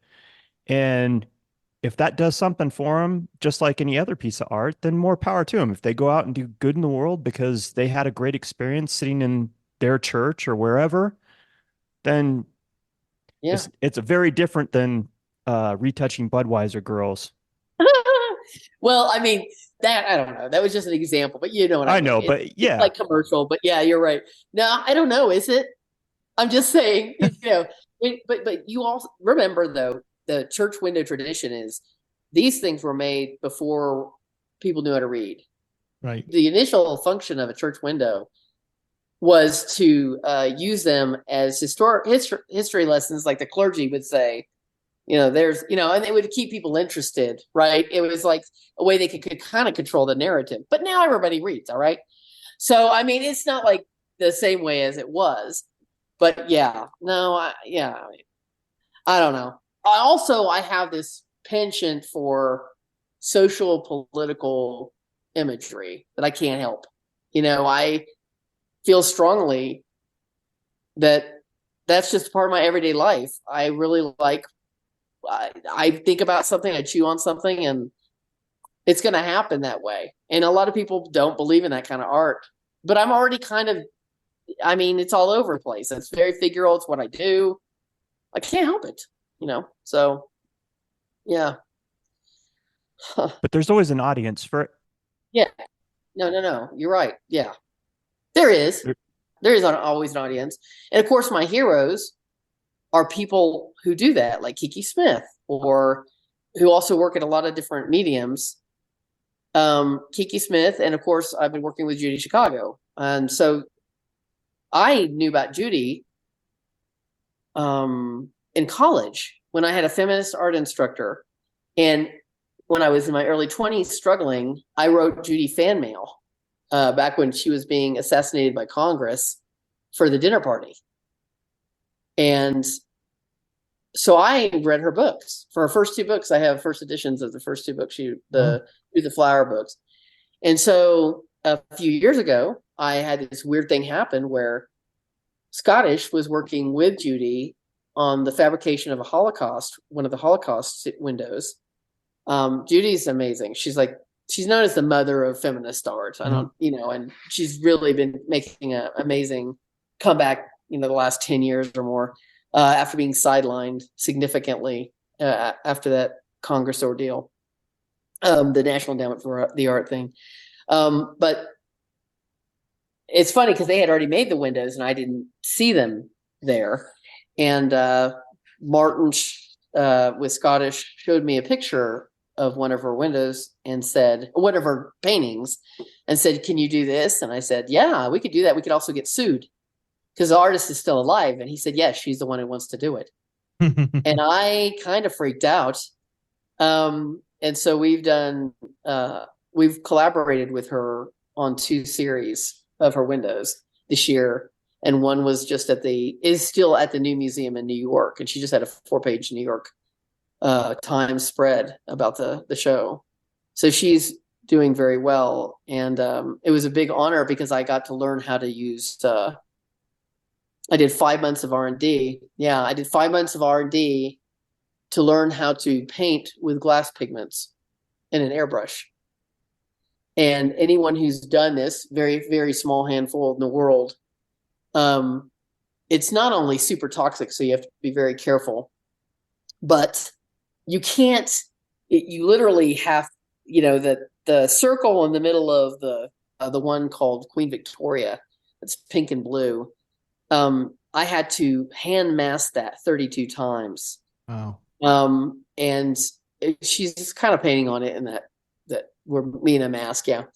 And it's not like acrylic paint on paper where you can kind of do a section and it dries and move on to the next section and next section. You have to keep the sections separate and you can't touch them, and you have to fire it and then do the next 4 sections and keep them separate. And because they are like powder on glass, you can't touch it. It will come off even a little. So it gave me this kind of gripping, I don't know what you call it, gripping discipline to my process that kind of physically and emotionally changed me in so many ways and gave me a new appreciation for that process. Well, the airbrushing of it, but also I didn't know I could push something that far. And then I did a series of early female anarchists using that technique. And so I feel like I don't know, I really am going to keep on using that technique for a while, and we'll see where it goes from here. But the spray that you put on it, that's kind of powderish. When you fire it, then it becomes permanently adhered to the glass. Yeah. And it's translucent, evidently. Yeah. So, well, some are. So you have the high fire and low fire. You have high fire pigments that are more opaque, and then you have lower fire. I mean, they're all still kind of high fire. There's 1080 to 1200 or more sometimes, but those can be translucent. Yes, these were on white glass and clear glass, and they're 2 panes. I painted the figure on the front pane, and then I did a combination of that technique where I'm using like clear shelf paper from Walmart. Honestly, it was really great. I mean, I tried 6 different types and ended up with the shelf paper at Walmart. But it's like the clear shelf paper, and it worked fine as a matting film. But it's the same kind of concept, and I just started using different things as like lace and that kind of thing as a resist or like a block. So I really enjoyed it, and it's changed everything. I feel like now I can work larger, faster as well. So that's kind of another thing that's influenced me. But it all goes back to I never say no. And that's a kind of a problem sometimes, but I'm glad I didn't say no on this. Like it was super hard. Oh my God. So for months we tested all these pigments on glass, all these different types of glass. And there was a major problem because right after we got done approving everything, they changed the location of the manufacturer, and therefore the glass recipe changed.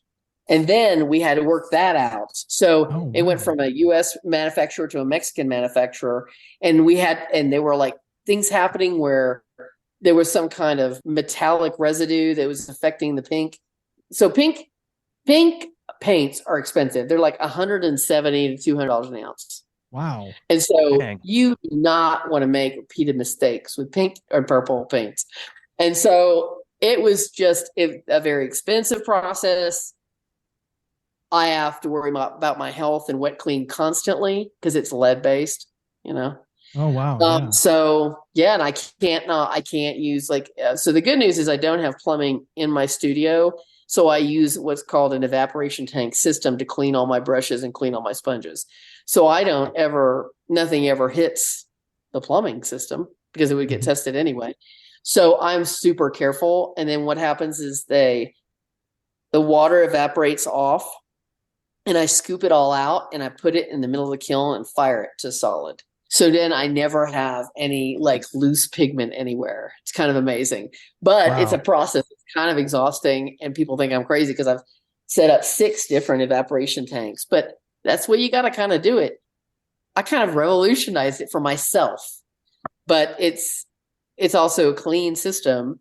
And I'm not saying I don't have lead in my blood, but I'm saying that I'm very careful. Right. And, I'm making sure it's not anywhere else either. Yeah. So that's a tricky thing to do. And a lot of glass artists have like filter systems, in their studios. But in my opinion, it's really much better not to put it anywhere near a drain. Like, you know what I mean? Just don't drain it. Right. So it's my opinion, but I mean, and I'm able to use the same sponges and the same brushes and the same, kind of, and just clean them with my system over and over again without using any kind of sink. So, it's an interesting process. But yeah, I love it. I mean, I'm obsessed with it. I'm playing with fusing and all these types of techniques now I'm wanting to do layering processes with the pigments and the fusing powders and that kind of thing next. But they're heavy too. So that's another thing too, is I like to work bigger, and now they're heavier and I'm not getting younger. So I'm having to go to the gym. Because I'm not getting younger. So I'm having to go to the gym to get stronger again. Right. I did that for a few years and then quit. And I realized I can't give up. Do you have a studio assistant? I have a couple. Yeah, I have 3. Yeah. Okay. So the problem with Evergreen or this area is it's, the weather could be kind of an issue. But the nice thing is I have 3 studio assistants, and they're all very good at doing specific things. And one of the big things I have to do with every piece is we have to clean. I don't know how you describe it.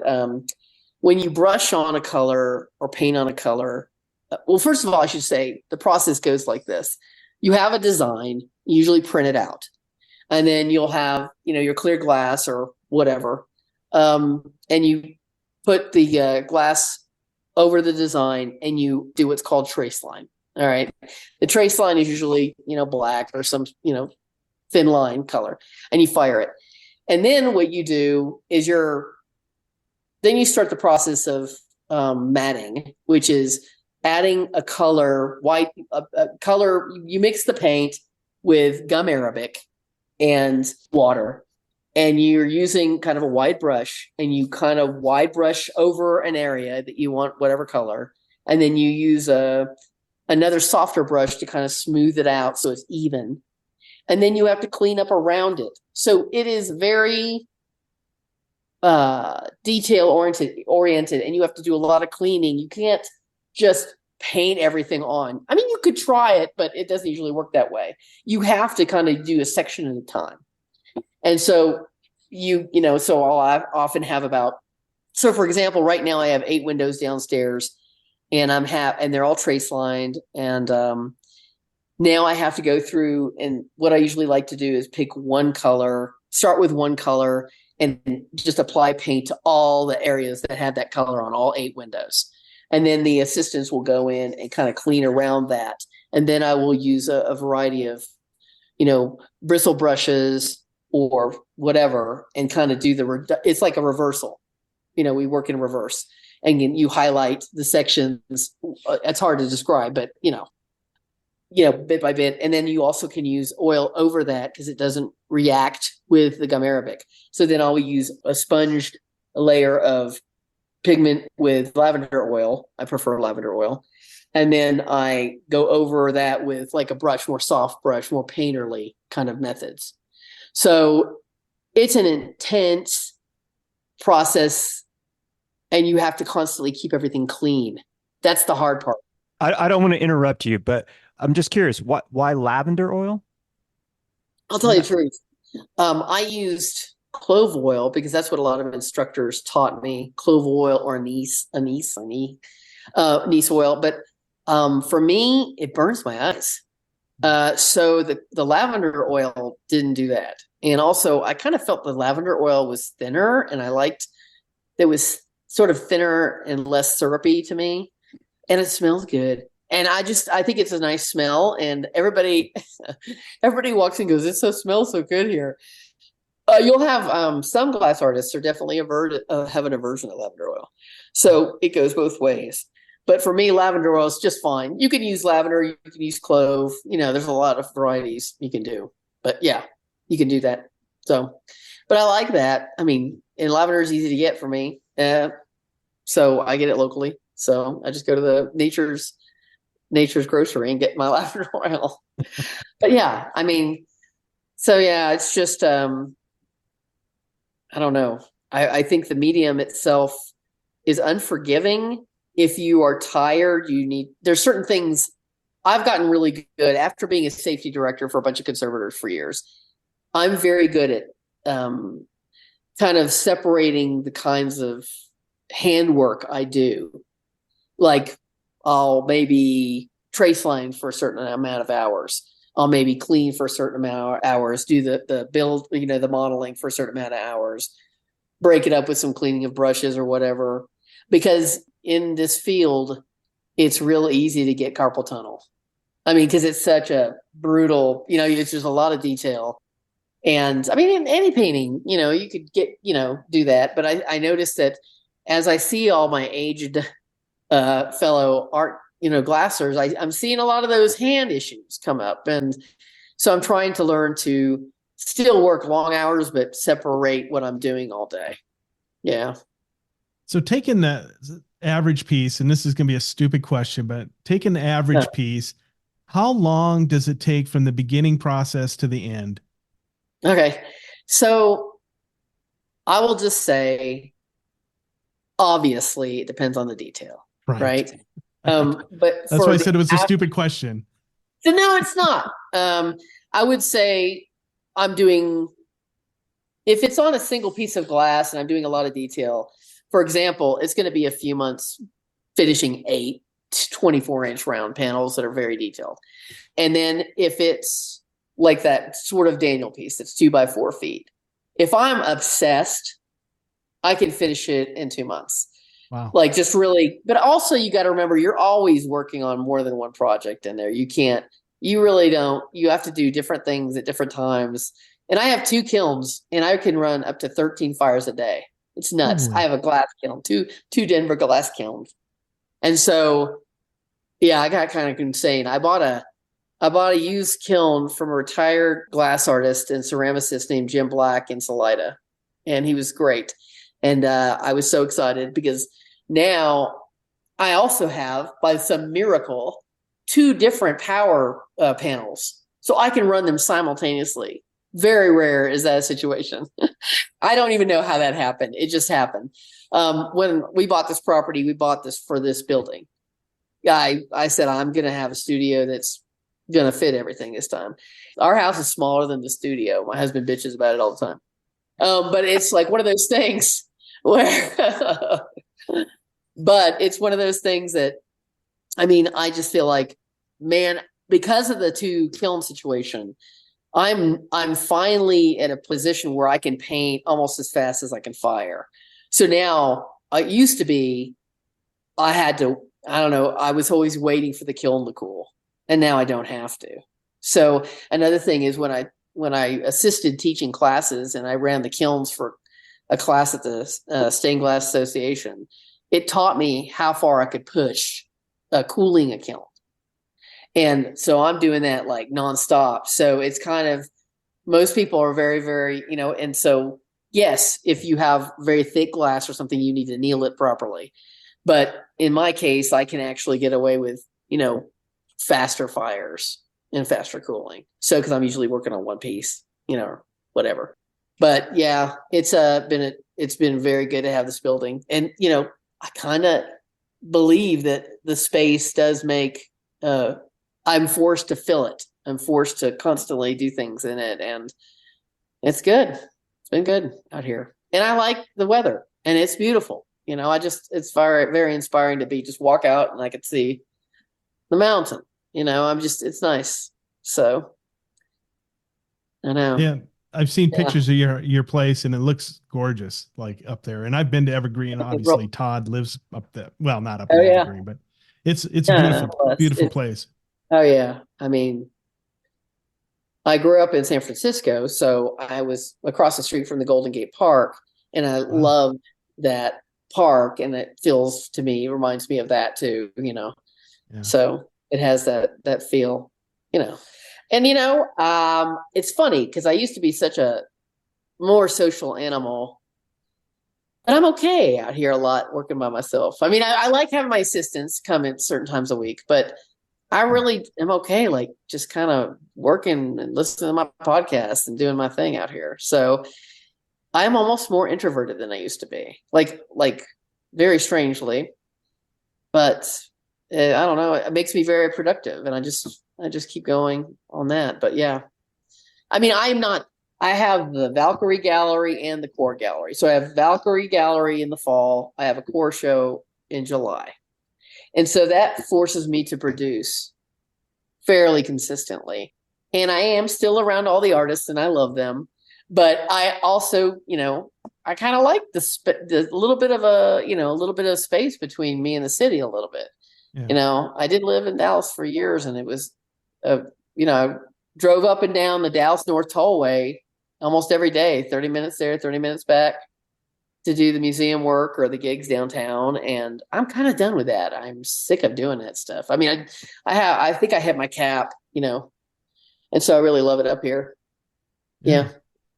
The part I find intriguing, not only are you just this amazing artist, like whatever you put your hand to. I mean, I look at all the different things on your website, your old website, if people want to Google it, Oh, yeah. if you just Oh, punch in Maria Sheets, that's still oh my active. God. And you can look at some of the stuff that, that you've done. And it's crazy to me, like how you can be that good at so many different things.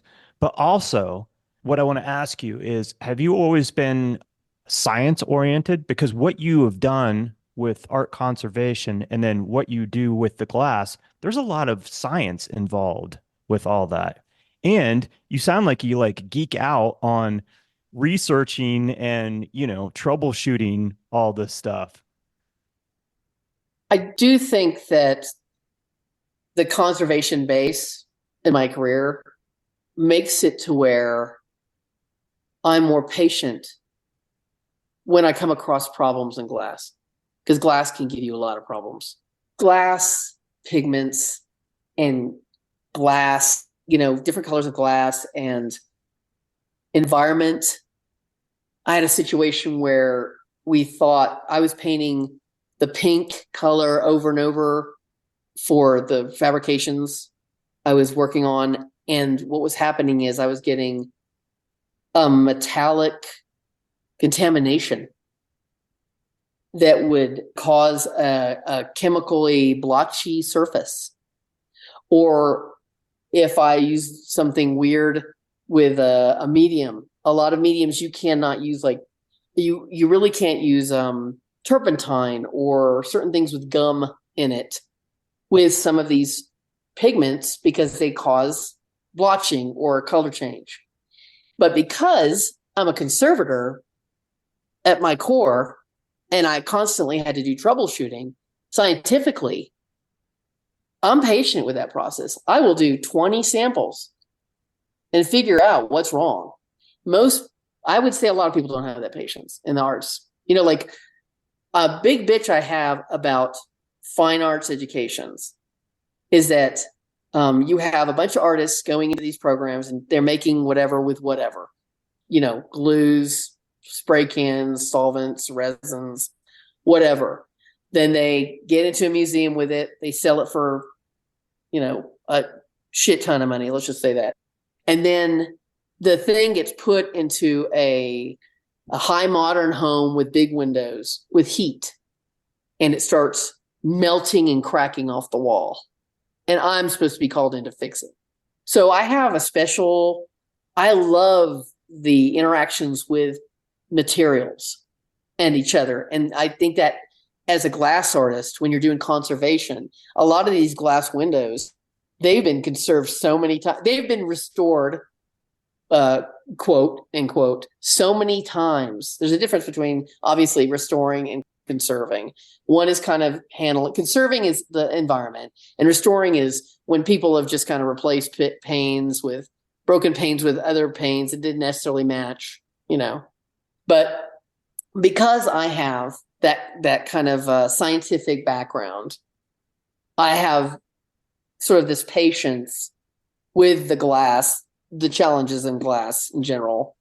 So that does, I think, play into it for sure. Also, I don't know. I got to work on a lot of different master artists in the museum as a conservator that were glass pieces, like John Lafarge is a famous glass artist, Tiffany. And I got to see, and I still do with all of the kinds of restorations we do, hands-on. There's a difference in where you fabricate something. You're really trying to preserve as much as you can in some of these pieces that are like Tiffany's and Lafarge's. You're trying to preserve the glass, even if it's broken, by either plating it with glass behind it and then doing a cold touch-in or doing cold, reconstructions on glass. So I have sort of this appreciation, and I've gotten the experience of knowing how to fabricate these kinds of masters, because I got to take the two pieces. There's like an image on my website where you see a face of Jesus and then you see this weird light colored thing next to it. Well, Tiffany used to use two pieces of glass, and he would do the color behind the more detailed face piece. And I got to take apart all these windows and see exactly how he did it. So the conservation of glass has made me a better glass artist. Because I get to replicate everything. So the thing that he would do on the backside is the thing on that this light kind of flesh tone, coloration. And I got to see hundreds of pieces like this. And I would pick out certain ones and I would cut the glass to match. And I would, even though I knew that the original was going with the piece, I would intentionally mimic these for my own education. Because very rarely do you get to do that, both. So as a glass painter, me getting to handle a lot of these historic windows has just, because I'm a glutton for punishment, I will go ahead and, mimic these myself. And then, of course, it helps me with my own work and get better at my own style. I mean, you're constantly, when you're doing conservation of glass, you're constantly having to, like, even if you're doing a cold reconstruction with adhesives, you're constantly having to, mimic the surface of a glass to get that touched in. And so there's nothing, they are very compatible. The science and the process of conservation and the making of the art, for me, they are very compatible. Tenet wants to acknowledge our media sponsor, New Magazine. That's N-U-E. You can follow both the national and the Denver edition of New Magazine on Instagram. The national edition can be found at new_magazine, and the Denver edition at new_Denver_magazine. And I want to share with you something very exciting. Check out the newly launched New Denver Gallery Guide. Look for the signage that says New Denver Gallery Guide that has a QR code. Scan it with your phone, and you have instant access to a comprehensive digital guide to Denver's finest galleries and exhibitions. Find this QR code in your favorite gallery, hotel, or coffee shop as you visit and explore Denver. Thanks for listening. I'm Maria Sheets, and you are listening to the Tenet Podcast. Are there very many modern churches or buildings utilizing glass these days? Oh my gosh. Yes. Okay. So I'll just say yes. And also, when you think of like Henry Matisse or Kiki Smith, a lot of churches now are opting to put in contemporary masters in sanctuaries. So, I mean, and I'm trying to think of specific ones, but they're everywhere. Oh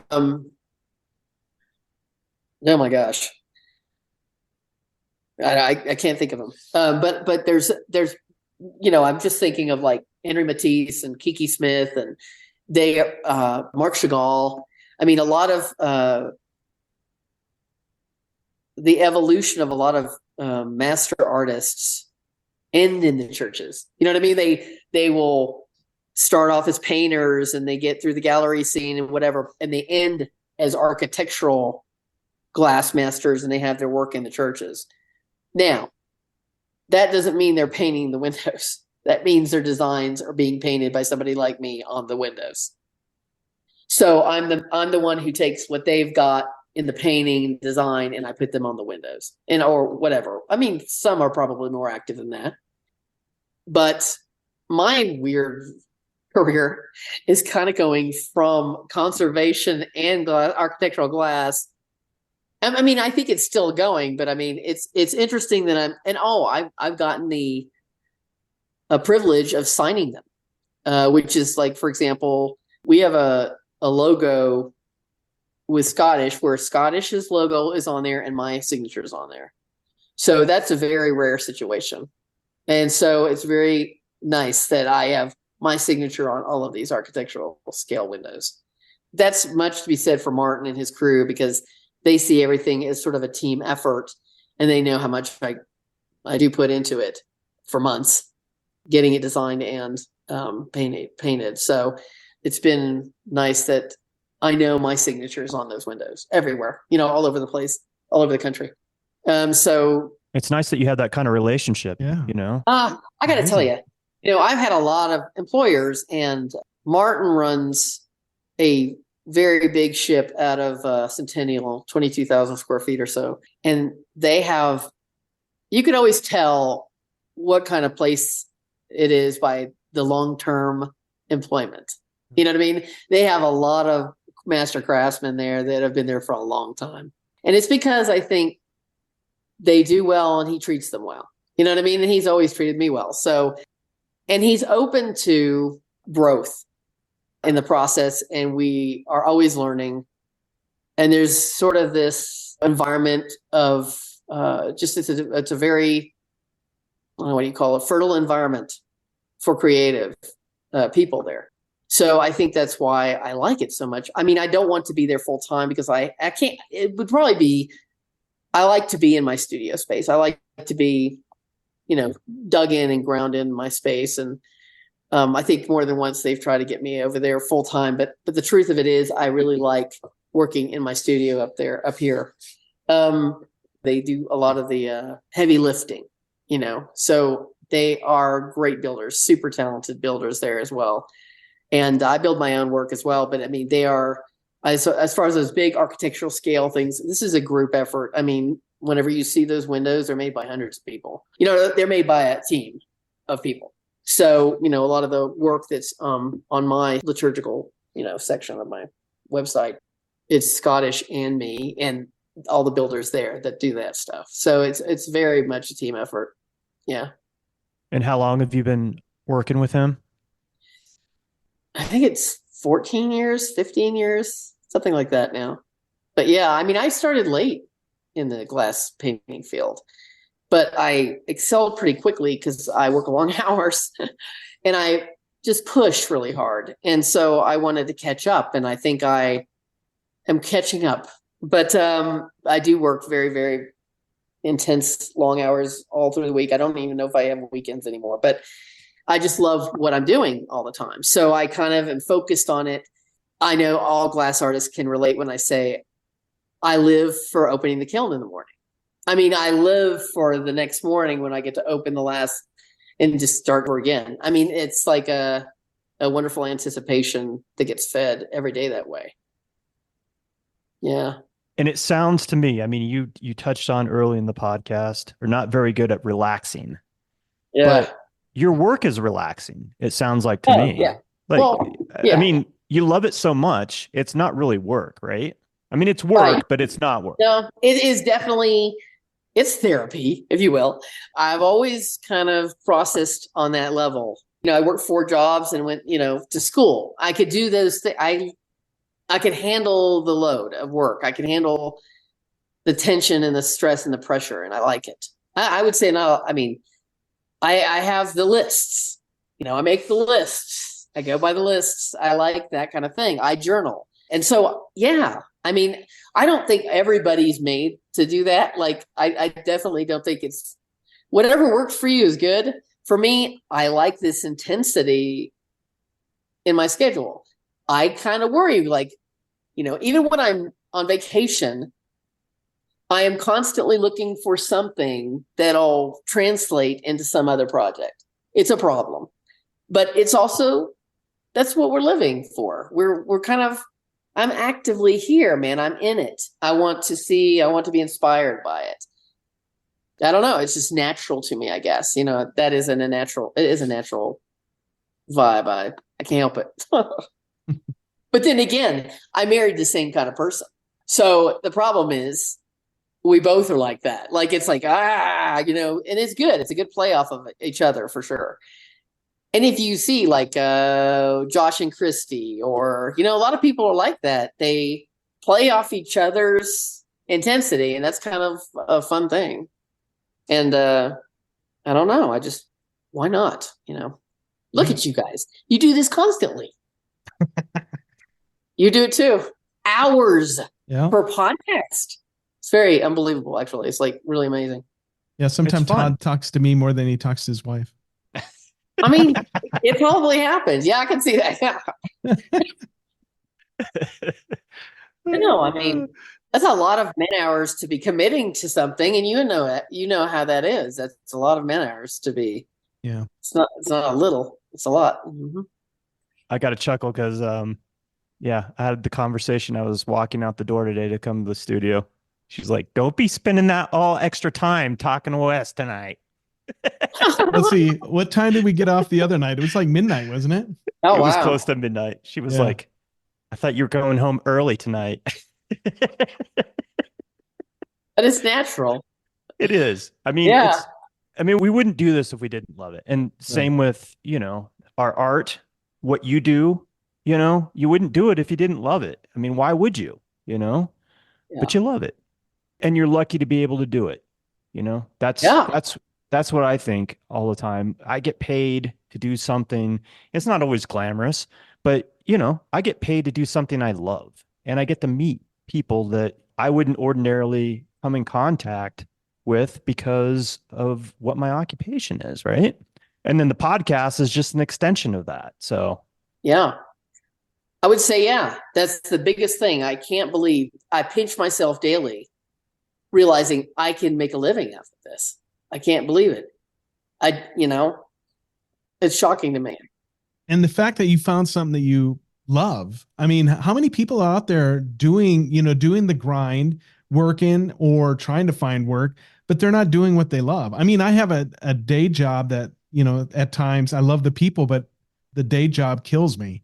And this is like a passion project. Soul This feeding. is what we love. So yeah. Yeah. It feeds your soul. Yeah, I exactly. mean, that sounds corny as shit, but it's true. Yeah. Not to say that when I'm in the middle of certain windows, I'm not going, oh God.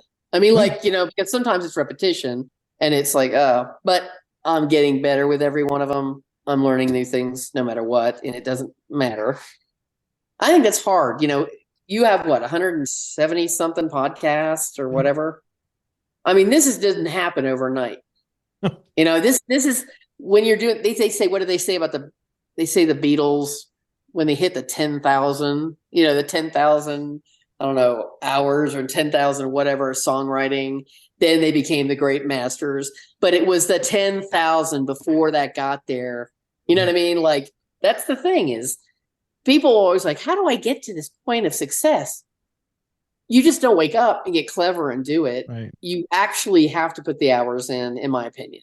I think you should have to put the hours in. I mean, and also that's where the depth comes from. That's, I think that's where it should come from. Some people get clever and they do okay for a while, but do they really own it? Is it part of them? I don't know. Yeah. I just feel like it is part of me. I've done this long enough. This is like, there's no, you know what I mean? It's in there. I'm dug in. You're dug in. Yeah. Yeah. Do you ever get stressed out in the process of projects or whatever? That's hilarious. Yes, but because you seem like a cool customer, I am. I will say that. Let me see. Stressed out. So the good news about what I'm doing too is I can make mistakes, but nobody gets to see them until I'm done, or they can't see my mistakes. If something breaks, and they do break, they break in shipping or they break in from weather or whatever, I feel sad or whatever about it, but then I have to turn around and make it again, whatever. I don't like repetition. I don't really like doing the same image over and over again. I don't really think I get overly, I mean, I feel a vibration of stress all the time that I like that's just a part of production. If I'm up against a deadline, we had like 75 pieces I had to make recently. And I felt like there was just not enough time to make it in the kind of turnaround. But I still did it. Like, in other words, yes, you're going to always have stress. You know what I mean? You are.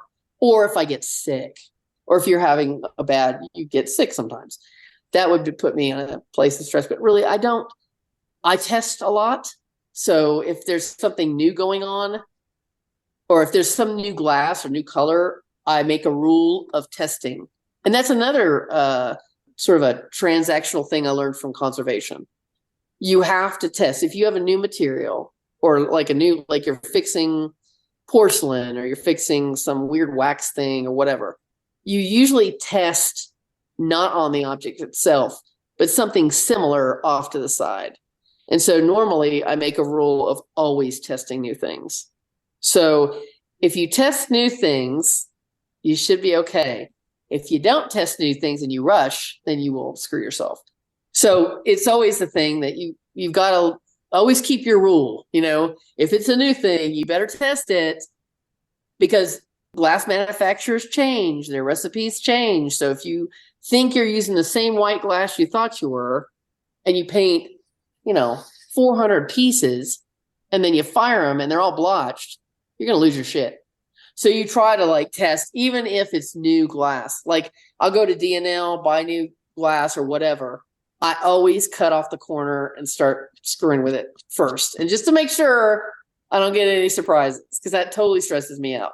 But if I get lazy, yeah, you really gotta, stay consistent in the field too, because it's expensive. Glass is super expensive.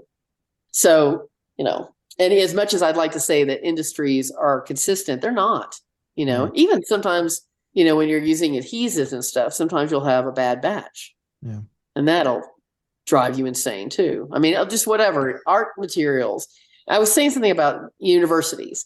I wish they would insist on material science in every university.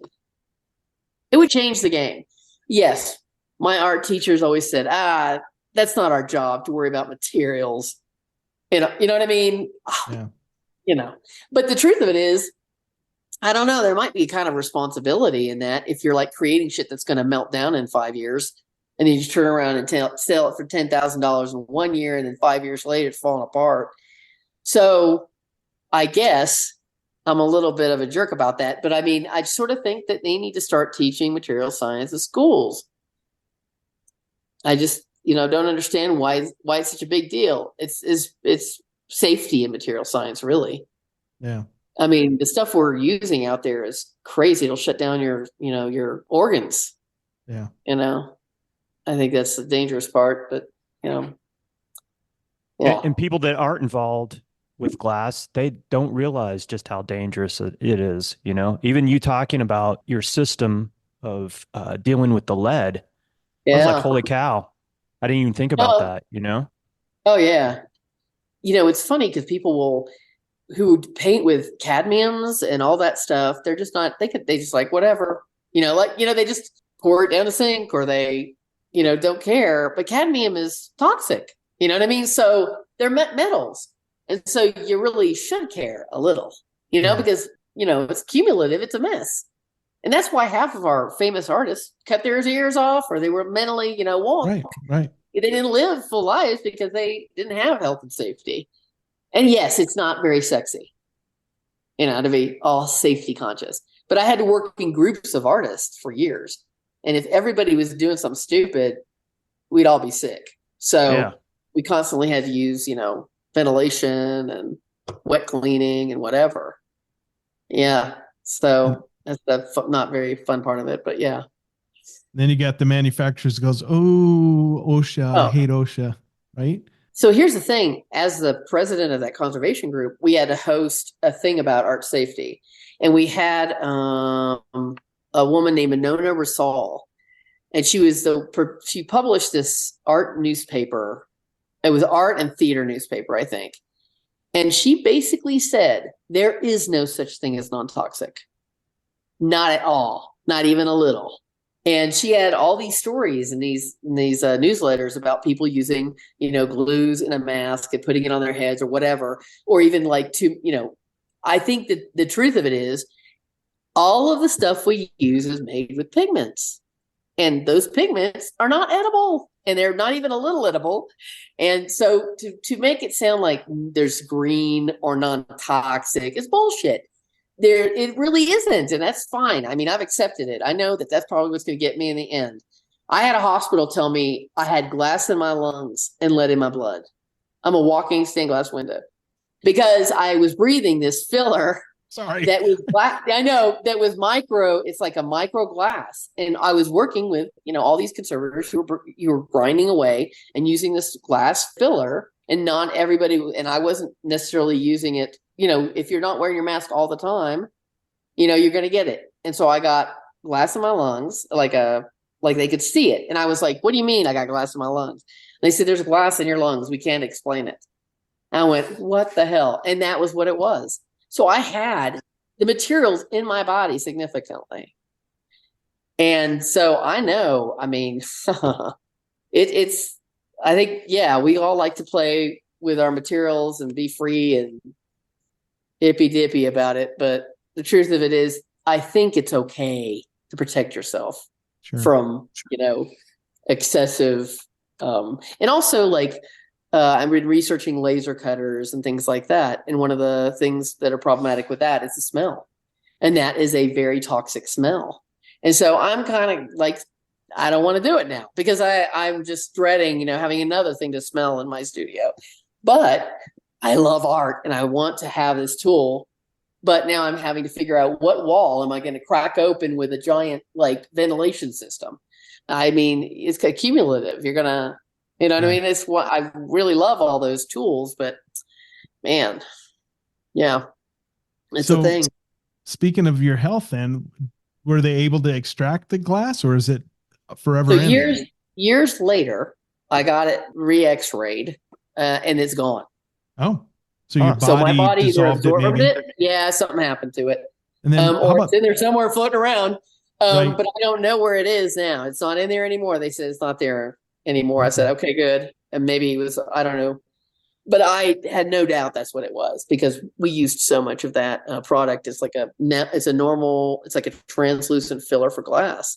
Yeah. And, like I said, there are no non-toxic, nothing. It's maybe inert. Well, even when it does say it's toxic. It does say you should wear a mask and it does, all those things. But when you use it in an adhesive with a color or pigment usually, and then you let it set up and then you kind of grind at it to get a surface that's flush with whatever you're filling, right? But when you're doing that, if you might have a hood fume thing on it and this, but the truth of it is it gets all over the place. It's dust.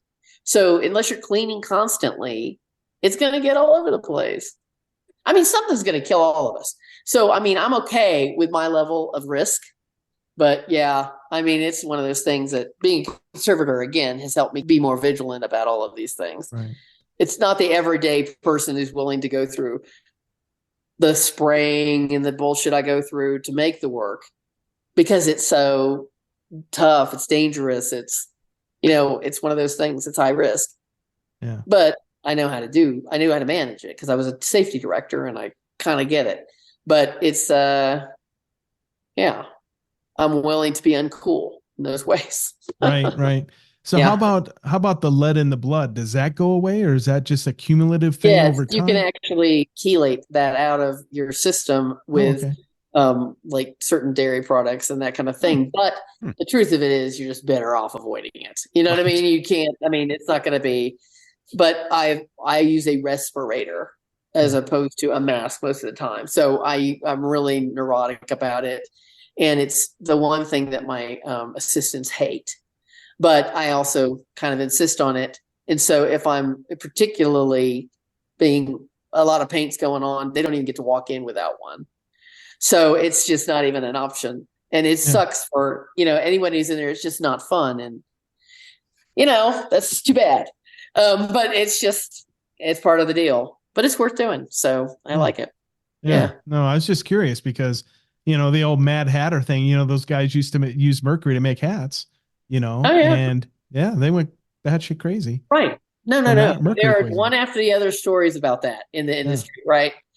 So yeah. Oh no, it's, and you know what? It is definitely not the image of the artist in front of its canvas going, woo! It is much more controlled. But that also plays into my conservation skills. Right. I was controlled as a conservator, and glass is also an accent to that. I mean, it is very similar in that I have to control my workspace and keep it clean. And I can't have like even a little bit of pigment. If you get a little yellow where it's not supposed to be, it changes the whole thing. Yeah. So everything you see I'm doing is clean massively, constantly. And it's meticulous. It's it's unforgiving, like I say. So that's why those pieces are so expensive, because people are like, I was sitting there watching the gallery and someone was bitching about it, but they don't know what it takes to make them. Right. And that's probably my fault for not. I need to put some videos out on how these are made. But I mean, that's it. People don't understand the whole process. I mean, this was mind opening for me because I don't really know anything about glass, right? And I think you're the first person that we've talked to that does this kind of work. Yeah. In 170 some episodes. So, I mean, we're overjoyed to be able to talk. Yeah. Another thing is there's a misconception in the art glass world that we can't be in galleries, that that galleries aren't set up for glass artists, that it's too hard for a gallery to handle glass like mine or glass art because it's heavy, because it's complicated.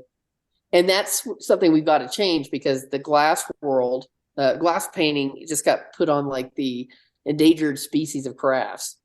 Really? Yeah. So what I'm trying to do with my showing constantly is trying to, in one way, combat that.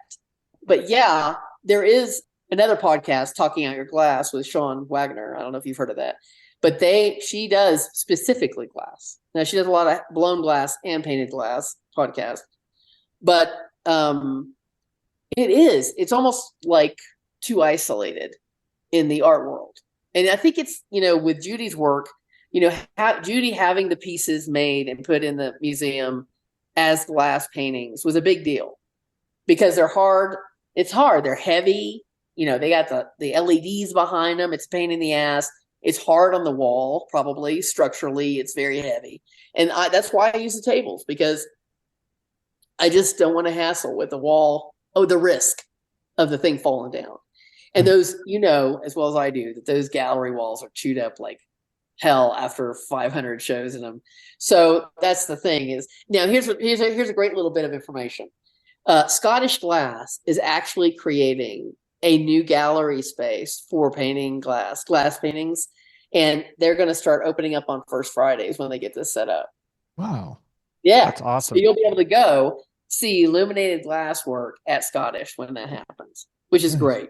So that is. I think it was a big idea, and I think it was a good idea. So he's already got all the outlets installed and everything. So he's going to be doing that, which is nice. It's good for glass painters for sure. Yeah. I want to go back to something, if you don't mind. Sure. When you mentioned that, glass workers are becoming an endangered species. When I looked at your work online, it seemed new to me, like the process, how you're doing things.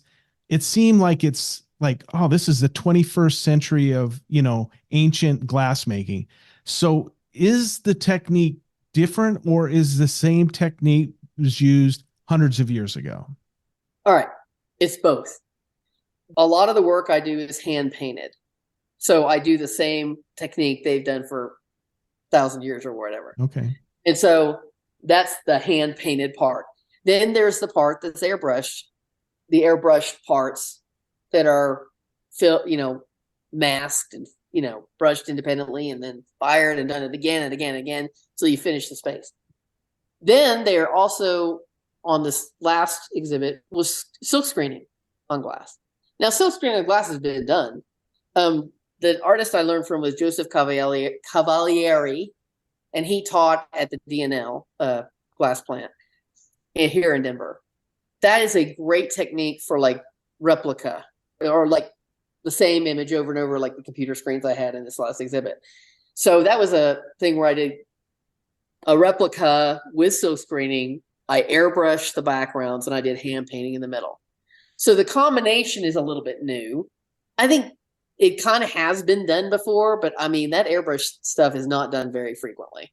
I finally started doing a system where with the airbrushing, I do not use a medium, because all the mediums changed my colors. So what I ended up having to do is repeatedly filtering with filtering with like a tea strainer over and over. So I did it like 3 times so it could get through the brush, get through the gun and out without any splattering. And that was, I wanted to use some kind of binder, but I couldn't, because I kept having problems with the color. Because if it's not, you could even a little bit, and sometimes you have like some in, it's just very hard to get it even as far as a binder in there. And I wanted purity of color. So I just quit using a binder altogether. And also, what's great about my system is if I make a mistake, and some of these windows, I cannot make a mistake. Like I can't even have a splatter wrong. like a tiny little speck. I can't have it. I can take off all the pigments because it has no binder in it and put it back in the bottle. Wow. I don't waste pigment, and the pigments are expensive. So I can actually brush it off into, another bottle and it's fine. And also when I'm cleaning my booth, I don't have some sticky shit or residue fighting me. If I was using turpentine or gum or anything like that, it'd be a nightmare. It would be like very hard to get off the walls. And I want a white surface whenever I start. So I clean and I don't have to worry about that. So, I mean, because I don't use a binder, I don't have to worry about sticky stuff and I could reuse pigments. So it's all that R&D that being a conservator trained me for, that I'm just real stubborn. And also I have a bunch of conservator friends, so we're big geeks. And so we sit there and talk about, if I'm having a problem, and glass friends. I will either talk to the glass friends and conservators. It depends on what issue I'm having. But it's great to have these people in my world that I've had for many years that are experts, and they always have some different take. Everybody has a different take. So they've all contributed to helping me out on this process of learning how to spray in some way, even if they don't spray. So, it's been fun. Yeah. No, that's fascinating. I didn't, it all, when part of it is probably because it's all contemporary art, or not all, but a lot of the stuff that I'm looking at is contemporary in feel. So I thought the process was contemporary. I didn't know like the painting is, centuries old or whatever. Both, but also the lighting is like the LED lighting technology is radically changing. Yeah. So even as recent as 2 years ago, it was hard to get shaped LED panels. Now you can. So now what's happening in an affordable way, like, so expensive, but now they're much easier to get. And so you can use, shaped kind of layouts like round or whatever. So that's a new thing too. Like, yeah, so that's helped too. But yeah, it's a little bit contemporary in process and a little like traditional. So both. Yeah. So is the bulk of how you make income, does that come from commission work, or where does that fall? Oh, yeah. So I do a lot of different commission work, obviously for the architectural industry, which is, the churches or businesses or pubs or restaurants or whatever, memorials, that kind of thing. And I do portraiture for a lot of people. So just portraiture. And so conservation, obviously art conservation is another big facet of my work. But the bulk is definitely the architecture. I mean, that's where the big numbers are. Sure. But the thing I like about that is it's a process where you are, you spend time researching, meaning you're working around a space, which is wonderful. So you go into this, sanctuary or building, you see where the light's coming from, what direction, what time are people going to view it the most, that kind of thing. And then you work with the committees on the content. And then, of course, I love using live models. So I prefer to find people, if there's a figurative element, most of the time I've mastered doing big faces and heads. So like 24-inch, I can do very big faces and heads now. So it's crazy. But they have to approve those figures, who they think represents their project. And that's weird. That's a little bit of a weird part of the process, okay? Because they're using the human body as a symbol. But it's you finally get to the point where I do work with Photoshop and drawing, both. So I always have to draw the figures, and I always have to draw like those elements in because they need to see it in sort of an illustrative way, because they do not like seeing it as a realistic kind of photograph. A lot of churches do not like seeing a real photograph of a person, as Jesus. They want to see the artist's rendition. They do not like having It's weird, but they don't. You know what I mean? Even though that's what it was originally a person. They have a real tough time kind of digesting it as a photograph. So I do end up having to draw a lot of cartoons, and I've gotten really pretty good at drawing now. But then they approve it. I pick glass, and then they get plotted, cut. I get the glass back. I paint all of it.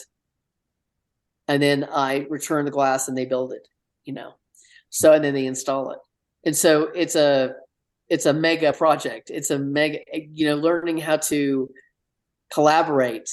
It's very satisfying, actually. So even though there are moments when I want to gouge my eyes out, if there's too many changes or whatever, sometimes you get tired. All designers get tired in that way, So as you know, so that's the part that's hard, but it's overall very satisfying, and it's worth the juggling and the time and the process. And it's wonderful to be able to do it and say I know how now, but it's humbling sometimes because there's things you want to do that you can't do, but you get it done. It's fine. It works out. I love the work. But then again, the reason I show in the galleries and put the effort and finances into that is because that's the stuff I want to do, that no one can tell me what to do. Because if I didn't have that, I'd probably blow my brains out.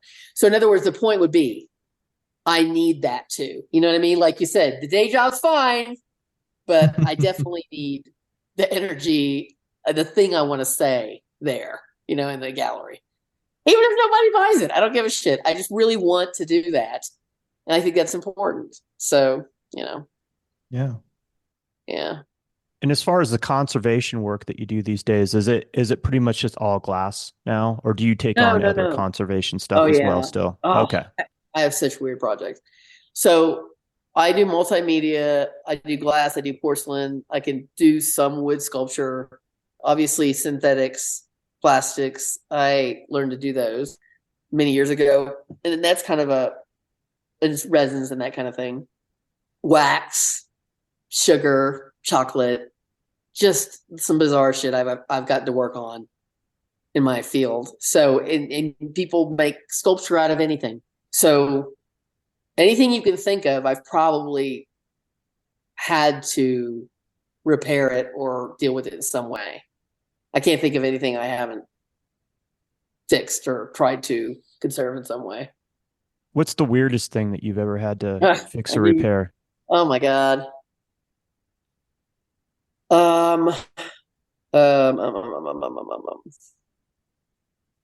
There, I don't even remember who did it, but I remember the employer freaking out.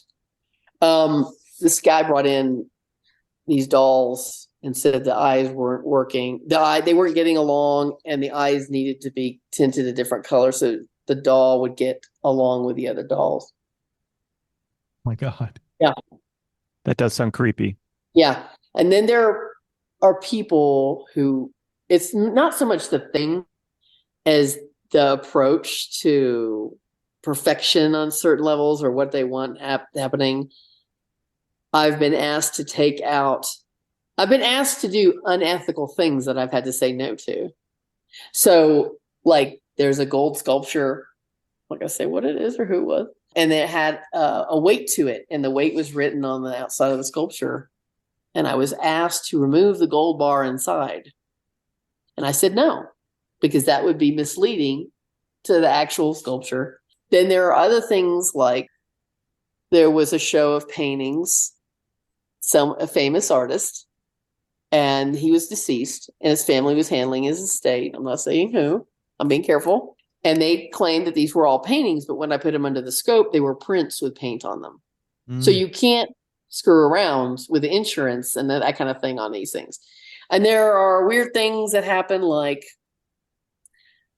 you're handling somebody's ashes. They want put in an urn, but they won't leave you alone with the ashes. So they keep bringing in the urn to treat because they can't leave it. They don't leave you with the ashes by yourself. There are so many weird things that are in that field because you're dealing with human beings and their collections. Yeah. Yeah. And it's funny because some people really work hard to try to take care of their objects, yet you'll go in their home and they're just not taking care of them at all. You know what I mean? Like there's shit everywhere. They will bother to come to you to get something repaired, but then they don't put it in a place of reverence or honor in any way. Oh, It's more about this activity of conservation versus the actual living with it ethically of the art. You know what I mean? It's so strange. So you're just dealing with a lot of people and their things, and it's interesting. So yeah, it has a dark side. I always wish that somebody would do some kind of a show like that where the objects, could talk and really you just got some weird stories from that, but I don't know if there's anything like that out there. But it would be interesting. That should be your podcast. Huh? Yeah. That should be your podcast. I am not that interesting, dude. But I mean, I cannot keep up. I was concerned about talking for this long, but we've managed it somehow. I don't know how. But no. I mean, a friend of mine and I thought about doing a conservation podcast, but I don't know. I don't know if you guys go through this, but we were getting into a place where we're going to get in trouble for that. We're going to get in trouble for that. We're going to get in trouble for that.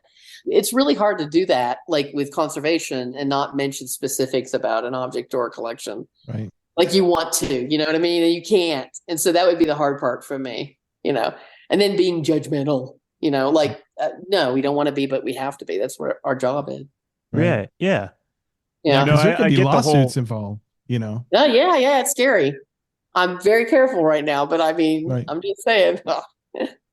Maybe if you ever decided that you were going to step away from the conservation work, then you could do the podcast, right? Because it's like, okay, I have no skin in the game, but we can talk about this and you have all the knowledge.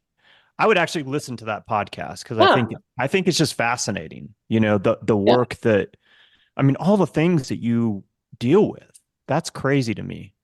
I don't even know how the hell you sleep. Like, when do you sleep? Because between all these various projects, commissions, your conservation work, and then your personal work, it's like, holy cow. Well, sleep's overrated. But you can, I mean, I think it's like fun to sleep, but it's like I say, it's okay to sleep. I sleep plenty fine. But the truth of it is, if we were all a little less on TikTok and shit, we probably have a lot more things we could get done.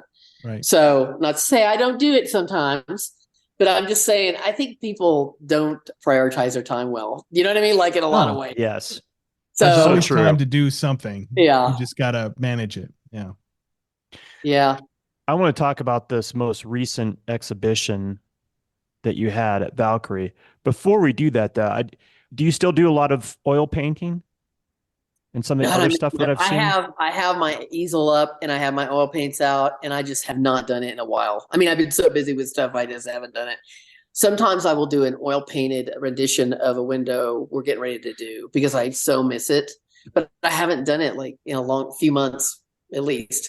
But like, yes, I do love to oil paint. I haven't. And another problem with the oil paint is, it's like thin to fat, and you have to let it dry. So a lot of things are not conducive to people don't want to wait for their designs with the oil painting. But yeah, no, but I do love oil painting. I could see why. Yeah, I loved it. Many years. So I've seen at least 3 of your exhibitions, I think, at Valkyrie. Oh. The latest being Out of Our Hands, which I thoroughly enjoyed, which is why, a lot of times what happens is we kind of track an artist for a little bit and I just kind of see what they do. And, from the get-go is like, I like this because you don't see glass, like you were saying, in galleries. You just don't. It's just so unique, Yeah. Good. But this Out of Our Hands exhibition, I thought was out of this world. And I appreciated everything that you were doing, from the portrait of Judy Chicago to, and I'm going to pull these women up, these anarchists. How did you hit on doing these women that were anarchists? And I loved reading the stories about them. So I I don't know how you guys felt about the January 6th stuff, but I had a family who had a history of being displaced constantly by shit like that. So it made me think, well, it could happen. We could have some major changes this way. And I didn't necessarily want to highlight or glorify anybody who was at that event. And I started doing some research on anarchists from the past. And it's funny because so I kind of focused on these women, partially because they were photographs. The photographs were fantastic. And also the stories were wonderful. When I got online and started researching some of what they called anarchists, which are really now activists, people like Alexandra David Neal in the upper right, she was one of the first female travelers who snuck into Tibet. You know what I mean? So, in the story of her travels was awesome. I just felt like she was one of the quieter anarchists. Like, she did this thing and it was her own anarchy, her act of anarchy. And then you have Lucy Parsons, whose husband was one of the, I think it was called the Haymarket Affair, where they were fighting for an 8-hour work week. And there was a scuffle, and a bunch of police were killed, and a bunch of the protesters were killed. And she went on to, after her husband died, she went on to lecture about this for a while. Then you have Emma Parsons. If you see the movie Reds, I think it's called. She was a major like what was considered communism back then was sort of like they wanted more programs, social programs, 8-hour work weeks, that kind of thing. And so I was very fascinated with how that evolution comes about. And of course, more and more with, social media and all of the things that we're learning, we're getting our information from 500 different sources now. And you don't always know what's true. Right. You don't always know what's really happening. And so I'm just kind of was playing with these ideas. I was also experimenting with the painting, honestly, the airbrush.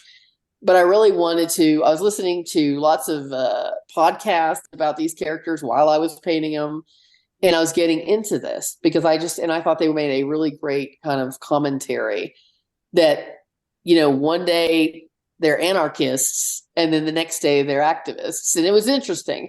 But it started with the January 6th, that event, because I was kind of trying to figure out, I was wanting to kind of get into the heads of people who go there and what makes you risk everything for this cause.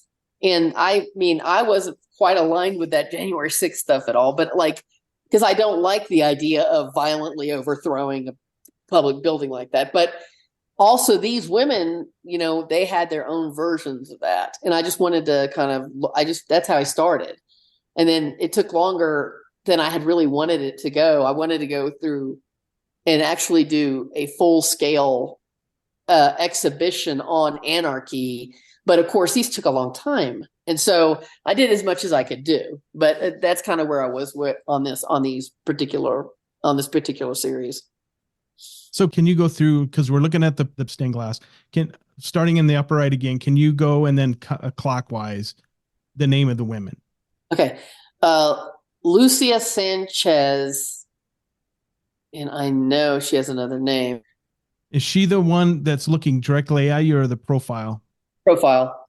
Okay. And she was Venezuelan, I think. And of course, one of her things is she had to kind of hide her life as a lesbian. And so, a lot of these characters, we still have this problem today. So it is one of those kind of, continuing themes. And it was tripping to me that was like, man, when does it end? It's been like this for many years. But she had this in all the photographs, an intensity to her. And I really love this photo, of course. And I did kind of pick succulents as inspiration for form. So you've got sort of this, I guess it's a succulent. I don't remember what specific succulent that is, but I did succulents and lace sort of as these images behind them. And I wanted to play with the translucency of the image. The one to the right of her is the Alexander David Neal. And there's a lot of great books on her and podcasts on her. There's even movies about her life. And this is a portrait of her as a young actress.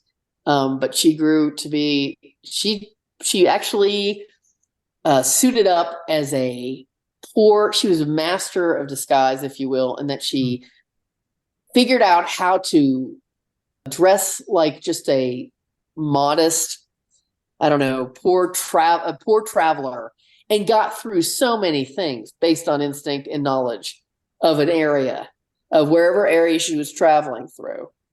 And true grit, because she was a tough broad. She had I believe it was like an adopted son with her.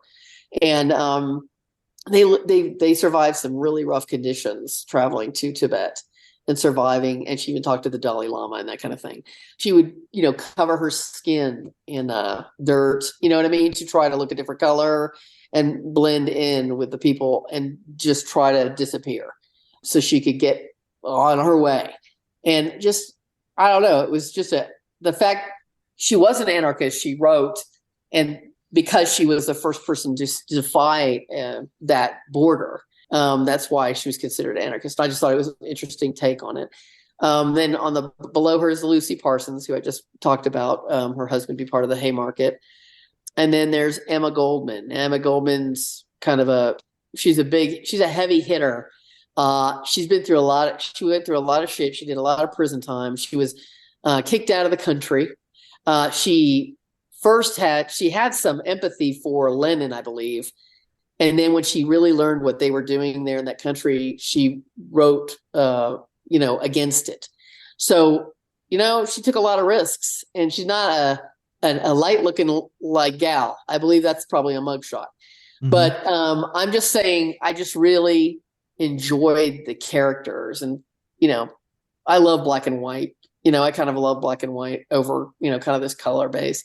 But yeah, I don't know. I did a total of 8 of these. So there's 4 more somewhere. And they're probably going to be shown at Scottish soon. So.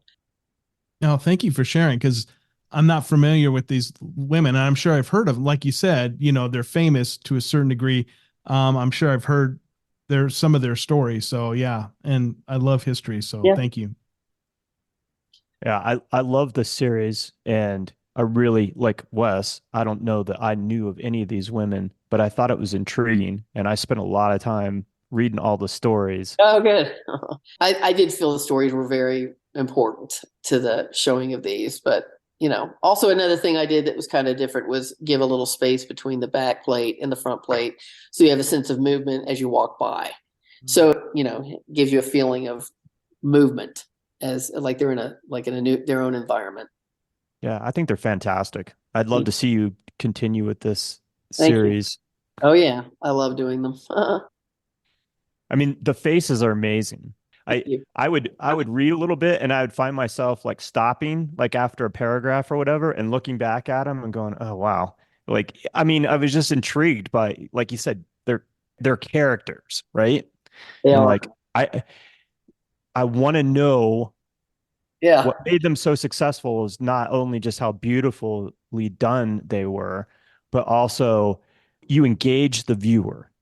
They're arresting. They made me stop and want to know what was going on here. That was the goal. I mean, in their own right, those photographs, I totally, ripped them off from the photographs. Those were well done. They were beautiful photographs. I mean, they were super charismatic. It kind of, in many ways, the photograph did it for me. You know what I mean? I mean, sure, I had the skill to replicate it, but the photographs were very wonderful. I mean, just these old photographs. And I have tons of old photographs of my relatives, and I just love them. So that's kind of where I was taking it a little bit too. I wanted to feel that. We already talked about Motherboard Madonna, which is just exquisite. This is a great I love that one. Piece awesome. that I really enjoyed. I really love this. Well, I'm really glad to hear that. That thing's probably going to pay for my next light table. Yeah. Might be a trade for the person building my light table. So, but yeah, So the idea behind. Am I going to go over to Josh Davies' house and see this thing? Actually, it's somebody else, but Okay. yeah, he was. But he mentioned, yeah, that's not a bad idea. Josh, I've had him build a lot of stuff, but yeah, he built the frames for all of these, by the way. So this, I think, the Out of Our Hands theme, I was obviously playing with the idea of gesture and how powerful it is.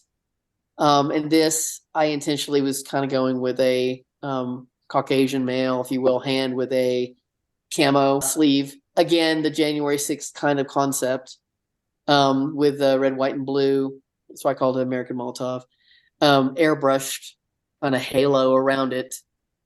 And I was originally going to add a black lace resist, but it was one of those pieces that I was done when I saw it like this. So yes, it kind of is a feeling. It's just sort of a bit of a commentary about power. And the other one that was sort of a flanking on the end was I called it Last Grab. That was a commentary also about how, it's a well sleeved white male, grabbing an ass.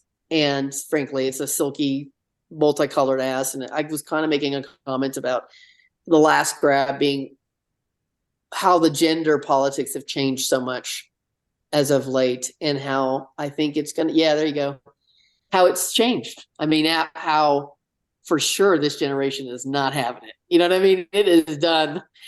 And so in many ways, I just was kind of playing with this imagery. I mean, of trans and gender policy and, that kind of gender power. I don't know. I was just kind of experimenting with it. And I did put the black lace in this one.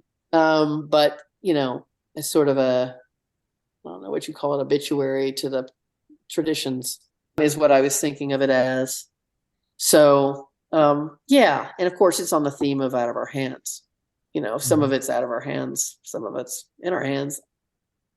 The model for this was a married couple, and it was an awkward thing to photograph, but it worked out okay. I really liked it, but it was one of the more awkward things I've had to photograph for sure.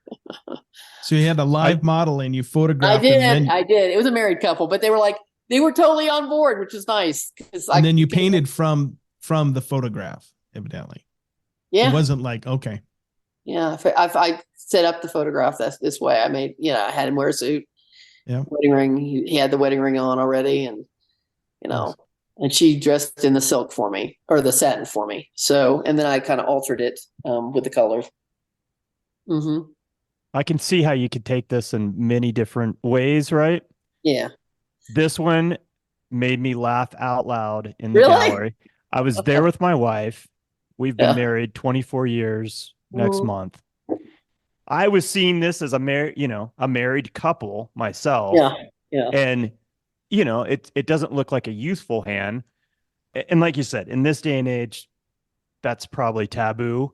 But right. For us of a certain age. Oh, it was an experiment. You know what I mean? It was, I initially wanted it all pink because we've got the Barbie thing going on pretty hardcore right now.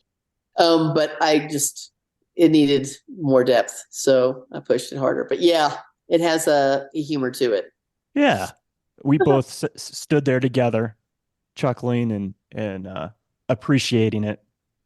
And then this portrait of Judy Chicago is just out of this world. This is actually a good story based on the fact that I have been working with her in her studio, and I've gotten to know her because we're working long hours in the studio together.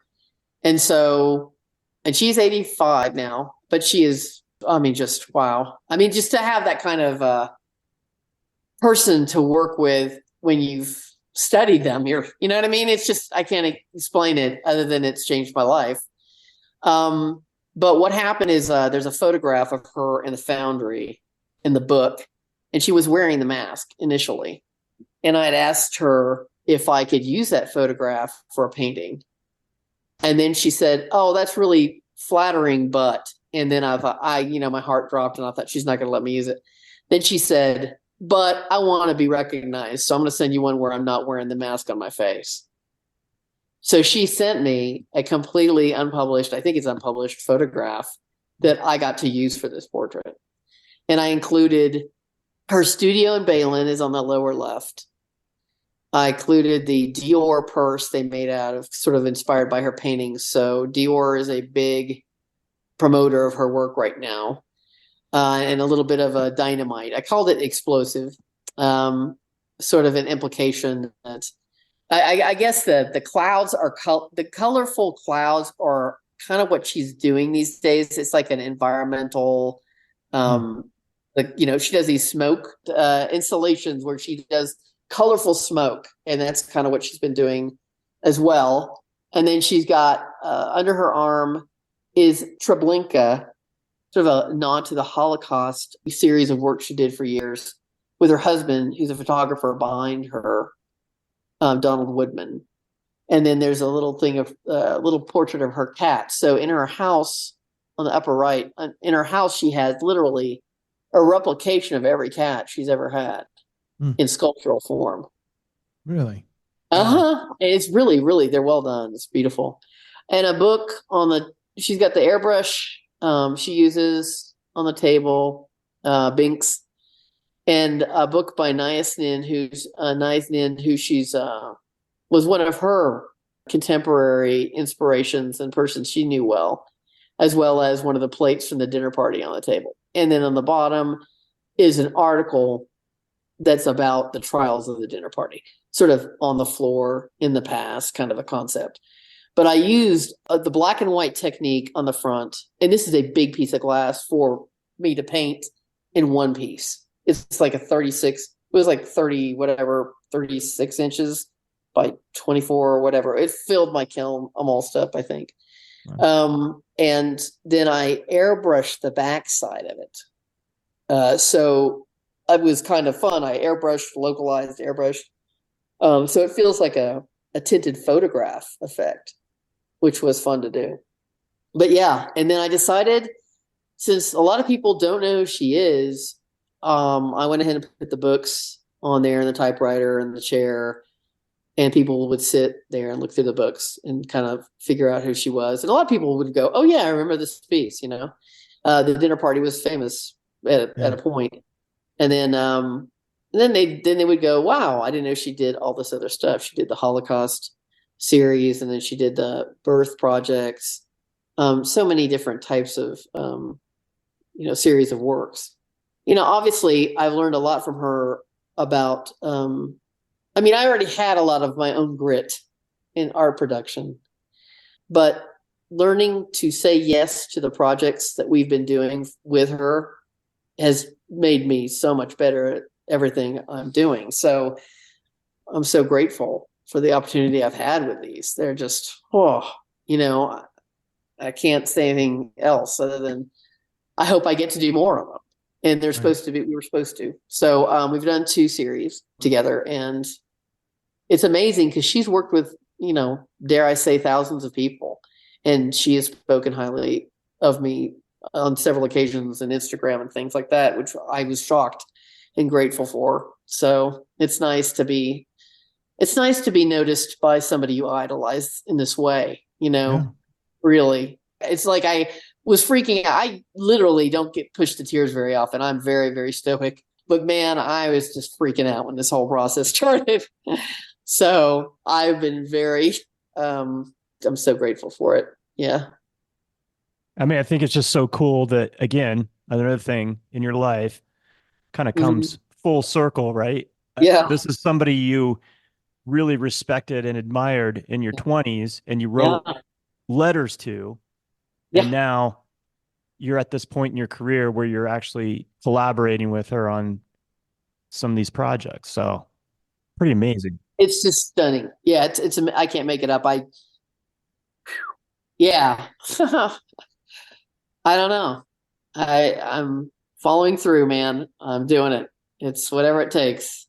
I want to do more, and I hope we get to do a couple more of these different series. So yeah, that's the goal. Yeah. And then you had these whole series of hands Yeah. I thought were really interesting. I mean, it made me stop and think and scratch my head. And then I want to figure out, like, okay, what's going on here? You know? Yeah. So in the last shows you probably saw, I did this series called The Voids, where I took out I was kind of focused on celebrities with no eyes or no mouths, because I wanted to take away the power of recognition for them, and also make a commentary that we often will. We were going through that phase politically where we were disowning our family members over politicians and politics, which I thought was really weird. And I saw a friend of mine who was in the military, had grown up in this small town, and the people in this town, because she didn't align with them politically, they isolated her emotionally and on, social media. And it was just horrific to me. And so I kind of created that series that was to kind of remind myself as well that these people we, hold up as our idols are not the people we talk to every day. These are people that are not our family members. They're not our friends. So we have to, maybe be careful about how much power we give them. And in this series, I wanted to do something similar with that look, but I kind of was playing with, again, the idea of AI and how these were attached by little wires and a blinking cluster of motherboards. And I think as artists, we fear, I could tell you both my husband and my nephew have been influenced. Their jobs have been affected by AI. Being in IT and graphics. And so one of the things we fear the most as artists is is having the things we love to do with our hands taken away. And I like the idea of the negative space. I wasn't giving necessarily the power of the object, but I wanted to, kind of play with the physicality of the hand. I like painting hands. And kind of this idea that I don't think AI, first of all, they did studies on it. AI absolutely has to have human input regularly, period. Or it becomes inaccurate and or gives short answers because it's not creative. Okay. It is creative. Sure. You could say it's creating all these crazy new art forms. It's also ripping everything off in a kind of a way that's unethical. It's taking the work of artists and manipulating it and not giving credit to the artists whose work it manipulates. One of the problems with AI is that it will go, if you give it a problem, like a challenge, it will break laws to achieve the challenge. So the ethics is an issue with AI, obviously. But AI is also like any other tool we've had in history that is like the cotton mill, or it will obviously displace jobs. It will obviously do these things. But what we're going to have to do is work with that tool. And this is a tool. And so I'm kind of playing with this idea of fear and around it a little bit for myself and everybody else. That's why I kind of put in these screens, it was kind of a fun project for me to kind of play with the space visually. And so just, I used the silk screening method to replicate the screens. And like I said, the airbrush I kind of masked off the hands after I painted them and did the negative space with the airbrush. But that's kind of how that evolved. And I really enjoyed it. Like I enjoyed seeing all these playing, like thinking of all the gestures, the things we value, knitting, fishing, playing guitar, gardening, playing ball, peeling an apple, cutting glass. I mean, I did a little of everything. It was just kind of a fun exercise and reminding myself that we actually have influence over this tool significantly. And I was reading a lot about it while I was doing it, listening to articles and that kind of thing. So I don't know, what do you think? Do you think AI is going to take over? I don't know. I don't think so. Yeah, I mean, I don't know. it's a tool. Yeah. Yeah. And again, I don't fear the AI part. I fear the human aspect of it, because humans are the ones that will use it for nefarious things. It's not Yes. it's not computers taking over the world or AI per se. It's what we will do with it, right? We're always the wild card in the equation and how it's going to be utilized. And generationally, there was a major difference between the way my husband, who's in his 50s, handled this AI issue with his job and the way my nephew, who's in his 30s, handled it. For my nephew, he was like, oh, it's no big deal. I'm just going to figure out, how to, use the coding or language or whatever, and I'm going to use it to my advantage. Whereas there was a lot more fear from more from my husband's side of things, with the older generation. So generationally, it's different, for each generation or like each age group.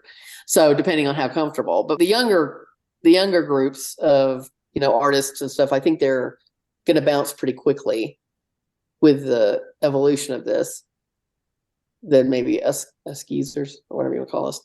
But us older folk, it's, so we just got to remember that it is a tool. We have control over it versus it us, I think.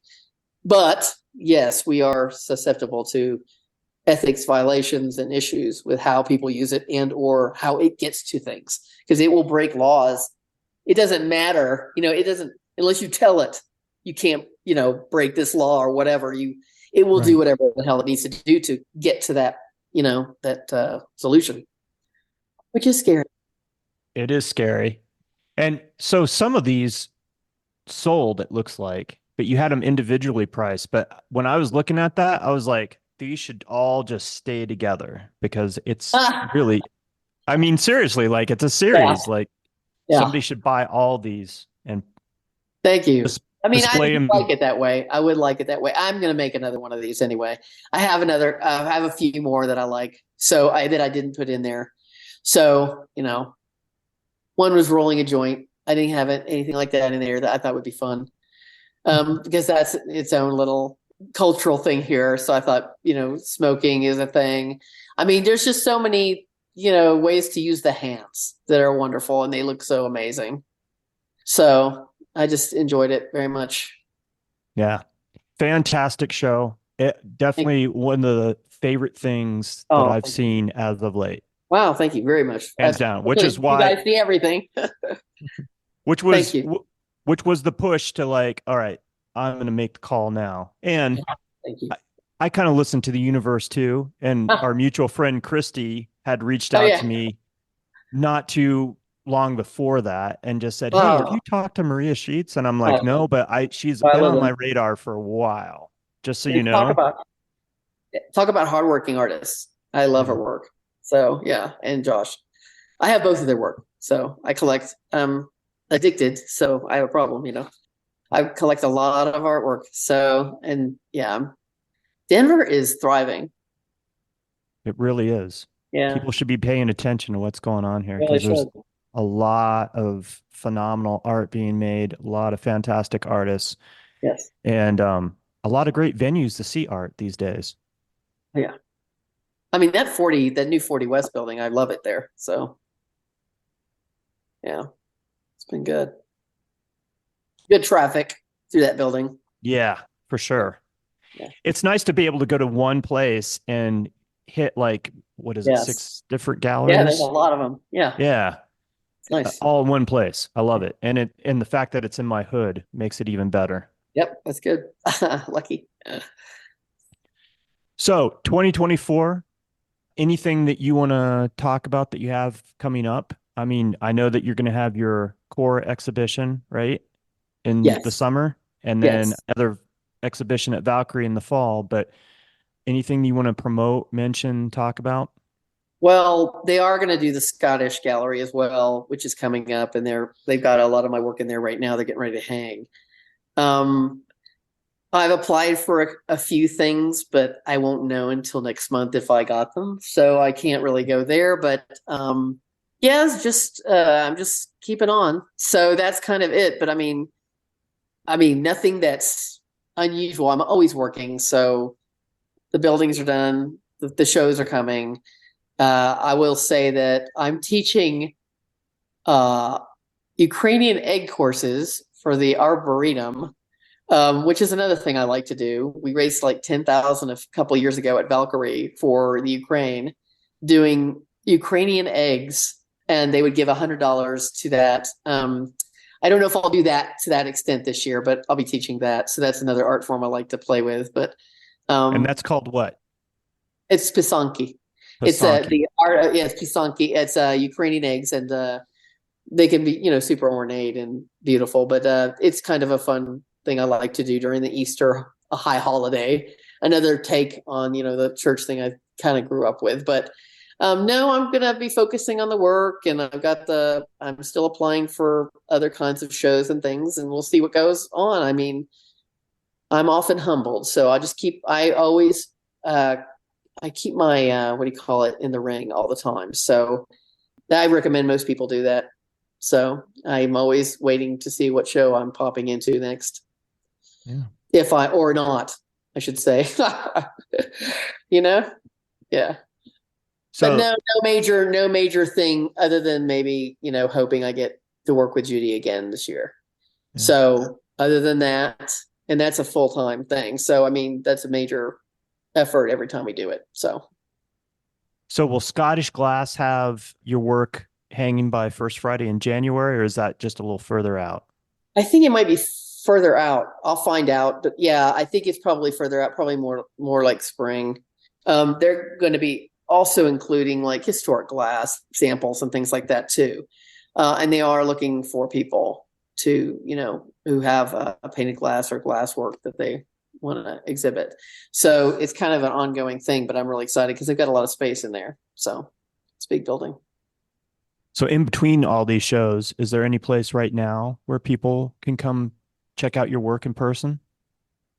I mean, my studio, but that's it. But not right now. I mean, I would say I had the show at Valkyrie that just ended. I mean, obviously, there's a list of churches I am in, and then there's even one in, I just finished one this last year, St. Dominic's. The Life of St. Dominic is in Denver at the St. Dominic's Chapel, and there's 12 windows right there that's public. You can see from the outside. And they're very ornate, big ovals that were very involved because I had to research the life of St. Dominic, who was known for his travels all over the world. And so it was a very fun series to do, and they're really beautiful. And so I'm honored that they just finished that project last year. Nice. This year's still 23. Yeah. Yep. That happened earlier this year. So, and I've got other windows I'm doing for sanctuaries, but they're out of state. So, but my studio, St. Dominic's, Scottish Glass, that's kind of where we're at right now. But there will be stuff at Core in July. I think July, yeah. Do you have anything in the community gallery at Valkyrie? Oh, right I do actually. Valkyrie, I do have. I have, yeah. So I went ahead and put the. I've got some voids, some Venus's voids, and I put the motherboard in there at Valkyrie. So that's still there. Yeah. I felt she needed another shot. So that's in the community gallery at Valkyrie too. Thank you. Yeah. Fantastic. Thank you guys so much. Really appreciate it. We are so honored to be able to talk with you this evening. And man, I just so enjoyed talking with you. I literally could talk with you for another 5 or 6 hours. Oh my God. No problem. No problem. That's how much I've Appreciate it. enjoyed this conversation. But you know what? We'll have you on again some other time. Wow. And talk about whatever you have your hands on at that moment. All right. So And I appreciate that. And I think we missed a few things that we could continue to talk about. So, but yeah, I learned a lot tonight. So thank you. I'm always amazed of people's ability, and man, you're off the charts Oh, in I so appreciate many that, things you guys. do. Yeah. I Well, love your, I love it your, means a lot coming from you. You've talked to everybody. yeah. So So yeah, thank you. yeah. So no, thank you. I appreciate you very much. Thank you. Likewise. Remember to follow Maria on Instagram at Maria Valentina Sheets and check out Maria's stunning work at our website, mariasheetsglassworks.com. As always, I'll have all this information and more in this week's episode notes. For the Tenant Podcast, I'm Todd Pearson. And I'm Wes Brown. Have a great week.